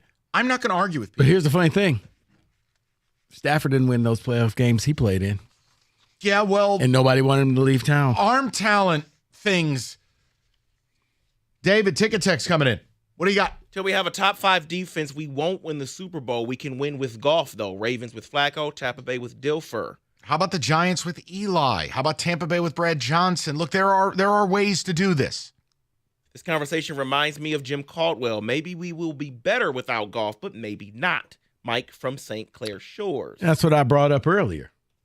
And then you got Matt Patricia. And then it didn't work out the same. I'm a Goff guy, but at this point, I want to see what Hooker is. Jim from Rochester. Yeah, but at what cost? All right. People want the KC way. KC had Smith, traded him away, and Holmes was the next dude. It just doesn't work like that all the time. That is from Will. And they also had Andy Reid and Eric Bieniemy, two of the great offensive minds. They had a framework built in that it was a playoff team, and they drafted this kid. And they drafted him top 10. They moved up to get him. They didn't wait till the third round. They didn't let every team pass on him twice and themselves pass 3 times. It's different. It's not the same. The amount of quarterbacks that are drafted where Hendon Hooker was drafted that end up with plus careers, you'll name Russell Wilson. You'll name Jalen Hurts, second rounder. Guys, how about the 150 guys in the last 10 years that didn't amount to duty? It's a huge risk, and I can't believe we're having the conversation as your team sits at 9-4. It's really quite surprising. It is, Rico. It is, but I mean, you look at people are going to look at the examples and say, "Well, if this team can do it, look what the Titans are doing. Look what this team is doing." And it's like, all right, okay, let's go to Mark 97.1. What's up, Mark? Hey, Mike. I'd like to give a take on Goff and Hendon Hooker if I could. Sure. With Jared Goff, I've talked to you before about him. I'm a big anti-Goff guy, but the Tampa Bay game made me do a complete 180 because we saw the team fall apart around him. We saw the run game fall apart, and he said, "Guys, I got it. I'm cool," and threw for I think 350 in that game. Yeah. So if Goff is the reason they win in the playoff games, then yeah, sign him. I'm all good with your deal. If he's the reason they lose, I want him boxed up and sent to Uruguay with the losing Super Bowl jersey. I can't do it with Goff. If he's Noted. Yeah, so I mean, look, there's 3 games this year where you look at it, and I mean, Mark, I'll meet you in the middle on this. It's clear I don't think he's going to be the driving force and throwing for 5,000 yards and dominating a Super Bowl. But Mark, if this is a guy who's one of the 10 best QBs in the league, we have a great running game, we put a defense out here. I'd like to think he's the guy he's capable of making the half dozen big throws a game. What you've seen lately is this thing's falling apart. His turnovers are a problem, and I'm fine. But Mark, if he wins the playoff game and plays well, even you're admitting I probably got to pay the guy. What do you make of people going, "I don't care, I don't want him here"? What am I missing? I think that they're being a little blind. I think that they've had a bad run. I'm more concerned that this team has hit a wall and Campbell can't get them going. But, I mean, you got to remember, this is a dude who just showed up and he was hated by the entire NFL world, and he just went to work. And Amon-Ra, our offensive line, are pillars of what we look at as a winning team right now. And you can't lose that pillar. Well, how about this? I mean, I think Sam Laporta is a fine player, but do you give Jared Goff some credit? I mean, Sam Laporta right now, Mark, it's unbelievable. There are 6 guys who in their first 12 games had at least 60 catches, 675 yards receiving, and 8 touchdowns.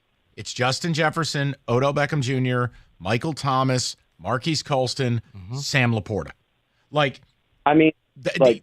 Goff deserves some credit for a rookie tight end being elite, right? Absolutely. Sam Laporta is probably the next good tight end or great tight end. Andrews is good and whatnot. In regard to Hendon Hooker, if I could get this in, for me, I think people are forgetting that Hendon Hooker, what Josh Heupel had him do was look at Cedric Tillman and Jalen Hyatt run go routes. And if that wasn't there, then just go run. And his processing ability wasn't there. Now, there were similar concerns with Patrick Mahomes. And I'm not saying Hendon Hooker is going to be Patrick Mahomes, so don't give me the chair drop. No, Mark, we're good. We're good. If we get to, let's say, week 18, and we have the 3 seed locked in, this Green Bay concern kind of flares out, I want to see what he's got, assuming he's healthy, kind of similar to what they did with the Alex Smith thing. If Brad Holmes knows Goff has a ceiling, throw him out. Let's see what he's got. But at the same time, we haven't seen it from Hooker in college, and again, he is 45 years old. Part of my issue with Hendon Hooker, Mark, was, and Rico, I think you would agree, Heupel ran a timing offense that had 3 NFL receivers because Brew McCoy was there too. And that weird spacing. There it is. Wide splits that you cannot get away with in the NFL. Timing. Mark, it's a different ball game. So I'm with you. Mahomes at Tech, look, his issue wasn't the system. He didn't have any help around him. I mean, Pat Mahomes, I remember watching him. He would have to scramble 38 yards, run around, fire a ball off his back foot. They had no defense. Remember, that was the Kingsbury era. I mean, you knew, wow, this kid's got amazing arm talent, but Jesus, you can't play this way in the NFL. Well, fun fact, apparently you can. But that's a 1 of 1. Right. Which is why people are looking at Caleb Williams saying, oh, he's going to be the next Mahomes. I think he's going to be the next mistake. Oh, wow. Slander everywhere. Come on. You've seen him. I know, but you didn't put him on your ballot this time for a reason either. Noted. Fred, 97.1. What's up, Freddie? Hey, Mikey. How you doing, buddy? Good, Fred. How What's you guys doing? Excellent. That's good. Hey, real quick, couple things. One, you guys were wrong for playing that audio from the Pistons. Oh my God. What? Oh, that was you guys were wrong 100%, Mikey. Why? Oh my God. Why? Oh, do I have to even answer that question? That's almost like trying to justify what was said on that audio for me to answer that question when you say why. Oh, I'm gonna leave it at that. Okay, you got a deal. You got a deal. I'm gonna get because I know you guys. I know whoever pushed the button on that finger probably was broke or something. So I'm gonna leave that alone. Okay, because that was beyond horrible. Okay. Okay. Two. Let's get to the business at hand. Golf.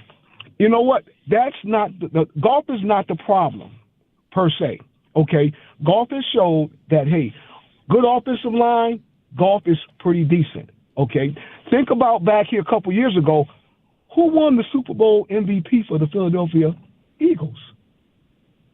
Nick Foles. Mm-hmm. Oh my God! Could you ever dream that? No. Goff has proven that hey, he can lead this team. He's not going to lead this team, and he's not going to play well when the offensive line is depleted like it is. He has to. You're looking for him to make plays like he's Tom Brady, reading defenses, and because Tom wasn't that mobile, Goff is not that mobile, but he doesn't have the ability to read defenses like Tom Brady. And you're most definitely not going to get a scrambling quarterback who can get out the pocket when the pocket collapses. And he's been having these problems with the turnovers because of the rushing, because of the situation he's in.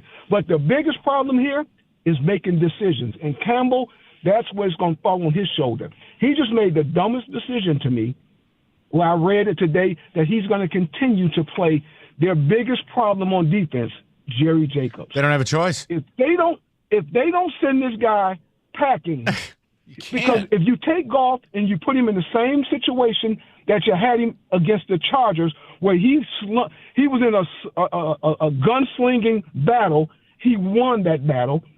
Okay, put him in that same situation, and you still got Jerry Jacobs like you had. But Fred, Sunday all right, Bears. I agree, but hold That's on. the problem. Okay, and listen, no one's going to sit here and tell you Jerry Jacobs is a plus corner. They're down their best corner. Mm-hmm. Okay, Mosley's out for the year.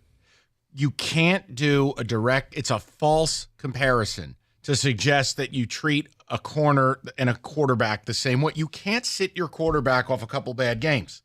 Just like Jerry Jacobs, who am I sitting him for? Who's the answer? What is it, Melifonwu? Who's the answer that is objectively better than Jerry Jacobs? I understand he's not good, but the people behind him are worse. Mm-hmm. So it's You're stuck. That's why you don't hear me go on Jerry Jacobs rants. The only thing I said this week, simple. Or you can't have Jerry Jacobs on 4th and 13, man up against DJ Moore with no safety help. You can't do it. Or you draft a corner with that 3rd round selection. You know what? You know, Hey, guys. I love how I'll still be the bad guy, even though Rico just did that. You want to know why? Because I'm an instructor at Specs at LTU. That's why. You're going to learn how to be the best. I'm going to teach you how to be the best. You want to get into radio, TV, graphics design? Specs at LTU can help you achieve your goals. We're wrapping up the fall semester this week. Winter semester starts about the middle of January. It is not too late for you to sign up and get your new career started. Specs at LTU can help you get there. So what are you waiting for? Be curious. Go visit the website, ltu.edu/specs, to learn more about the broadcast media arts, digital media arts, and graphics communications program taught through Specs at LTU right here in Southfield on the campus of Lawrence Tech. You're going to be taught by instructors like yours truly. We're not going to waste your time. From day one, you're going to learn what it takes to make it in your prospective businesses and where you want to go in the curriculum. Very simple, guys. So what are you waiting for? Be curious. Visit the website, ltu.edu/specs, to learn more. Then make magic by enrolling in Specs at LTU certificate program today.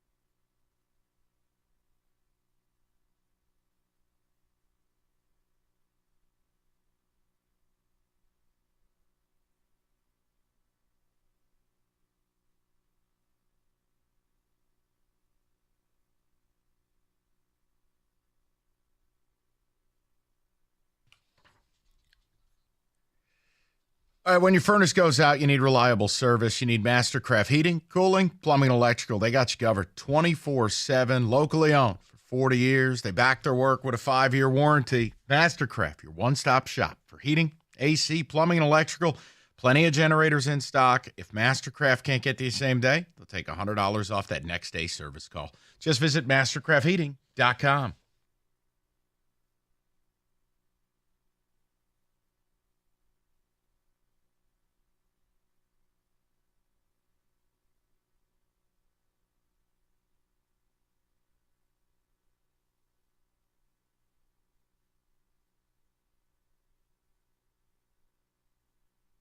All right, let's get to the people. Well, before we get to the people, apparently somebody got to Patrick Mahomes and told him, oh, by the way, Kadarius Toney was offside. He wants to apologize and says that his outburst was uncalled for and that the refs got it correct. No, I mean, it was ridiculous. It really was. He was unhinged. I've never seen him behave that way. I don't know. It wasn't the refs. He was angry. He took it out on the refs, but it was his receivers and Toney who he wanted to yell at. Let's go to Vern. Really? Vern, of all people, you're going to do this to us? Who's we? Okay, we could have gone that way. Let's go to Thomas, 97.1. Thomas, how you doing? Hey, guys. Good. How are you? Good, man. What's going on? I just got to say first, this has been like the greatest radio show I've heard ever from the start to now. It's just been phenomenal. And Vern really made it all the much better just now. But just got a few things to say. Being a lot of us are talking about pro-Goff, anti-Goff. Yeah. I'm different. I'm just a devout anti-Costa follower, personally. And whoops, not the right one. There you go.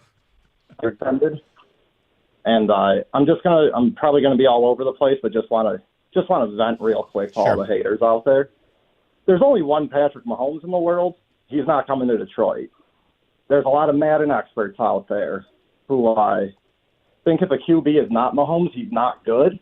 So I think that's where a lot of the bad judgment comes in. And talking about Stafford continually getting extended, he's kind of like the Josh Allen before Josh Allen. All the arm talent, none of the hardware to start your career.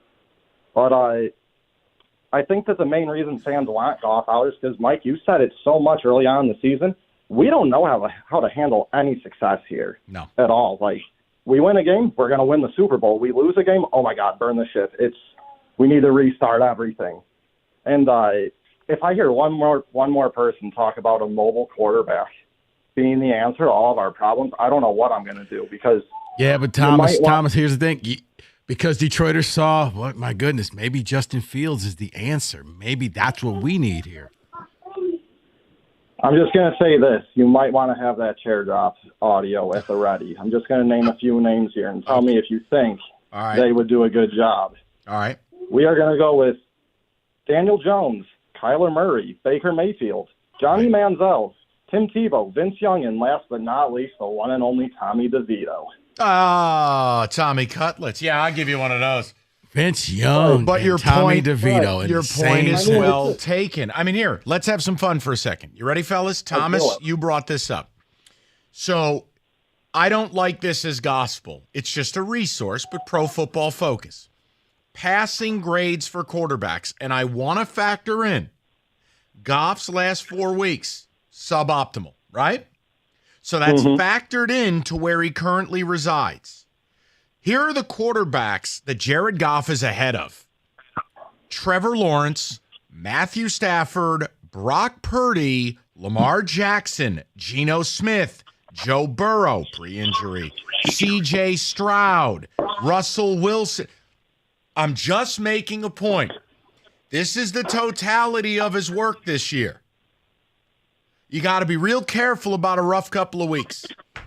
Yeah, he's a human being. We're prone to make mistakes. We're prone to go through some slumps. It happens. Like, what were all these people saying when he was on that no interception streak and he was on an elite list of names? Right. Like, are we so? How now, maybe? I can tell you what they were saying. Just wait, it'll happen. He's got to be better. No, that's Rocco, that's what they're saying now. They're saying that they back then were saying, no, I said just wait. This is the true Jared Goff now. Thomas, I appreciate it. And I'm with you. It's just, it's frustrating because both things are true. He has to be better, but overall, this guy has been a revelation here. And he's, in his time in Detroit, I mean, hey, Rico, over the last 24 games, he's been the second best QB in the NFC. All right, so now we're a little further down the road. He's put a couple of bad games on tape. I mean, he still led those drives against the Bears late. And I don't think they lost the Saints game. Those key throws on third down. We're like, no. Oh, wow. That was a throw right there. I think Thomas said it best. I don't think people they don't know how to handle adversity because they've never had success, and now they're getting a taste of success, and it's pure panic. Mm-hmm.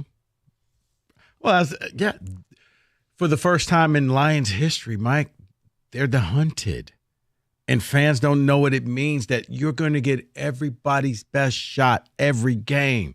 There will be no more, we're going to take the Lions for granted. No, I mean, you even heard Dan Campbell saying he expects Sean Payton to come in here loaded for bear and trying to embarrass him with the Broncos. He said that in the morning. I'm paraphrasing. Oh, yeah, but he's like, look, I know him. Yeah. He's coming in here to try to embarrass me. They're fighting for their playoff lives. Yes. So this is a good test. Look, I'm not going to sit here and tell you if Jared Goff finishes the season playing this way and they lose the playoff game, I won't talk extension. But in the here and now, in the words of John Jansen, don't you have to kind of let this play? No, because all of that streak and not throwing interceptions went out the window because now he's turnover, he's fumbling snaps, he's got tiny hands, he wears 2 gloves. Throw in the cliche, but that's where lying because you never wanted him in the first place. Eric, 97.1. What's up, Eric? Oh, man, I waited long enough. Okay, Goff is going to enter the portal. The pro version of that. Man, you can't force him on us. The Rams got rid of him for a reason. You look at all of the quarterbacks that he lost to and look at the difference between them and us.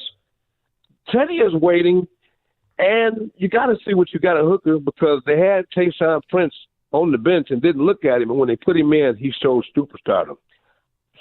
Goff has to win against Super Bowl man Denver on Saturday. No go through promise of playoffs or nothing. You got a Super Bowl quarterback that's coming in here on Saturday. He didn't win a Thanksgiving game. We've been hurting since Thanksgiving. I always say we need the quarterback to lead. There's a reason when Stafford went, the Rams said right away, hey, let's get what y'all got. And they went right and won the thing right away. So he owes us something more than get a playoff game. Saturday, if he lose, it's like if he get down by 3 touchdowns, I throw the interceptions. I want to see Teddy in there and see flying out something else. So on Saturday, it's put up a shutout. How about that? Wait, so you're saying throw Teddy in and maybe the season if he doesn't play well? I'm saying Saturday, if he don't beat Russell Wilson, he owes the fans something for losing all these Thanksgivings and everything. This team is coming in, got a quarterback that's got a ring. And then what's it going to take for the Rams to make the playoffs and come in here and beat us? That'll really be good. Rams make the playoffs. He get to go head up against our new quarterback, Stafford, and beat us in Detroit. How about that one? Yeah, thanks for the call, Eric. You know what? 97. No.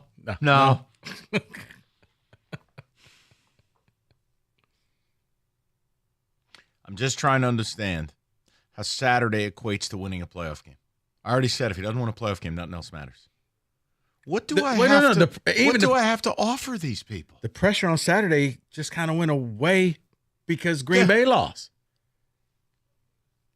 Yeah, because the cartoon character beat the Packers last night. Hey, kill me, just amazing. But Rico, I have to tell you, after 20 years doing it in this town, and it is rare for me to be surprised. I'm genuinely surprised because I thought my offer was fair. Win division, win playoff game, we pay him. No. You don't do those things, we don't. And somehow, I'm the devil. No, it doesn't matter. Just get rid of him anyway. Ooh-wee. Yeah. The amount of big truck accidents that result in a fatality or serious injury. Wait a minute. Go ahead. Here's No. Go ahead. This is terrible. I apologize. Listen, the numbers are staggering. The attorney you choose to help you, they got to have specialized knowledge and expertise to handle these cases. It is David Femininio. Him and his team have 25 years of experience. They are ready to help you. And if you've been injured in a big truck accident, just call 855-65-CRASH or go to that website, getdavidgetpaid.com.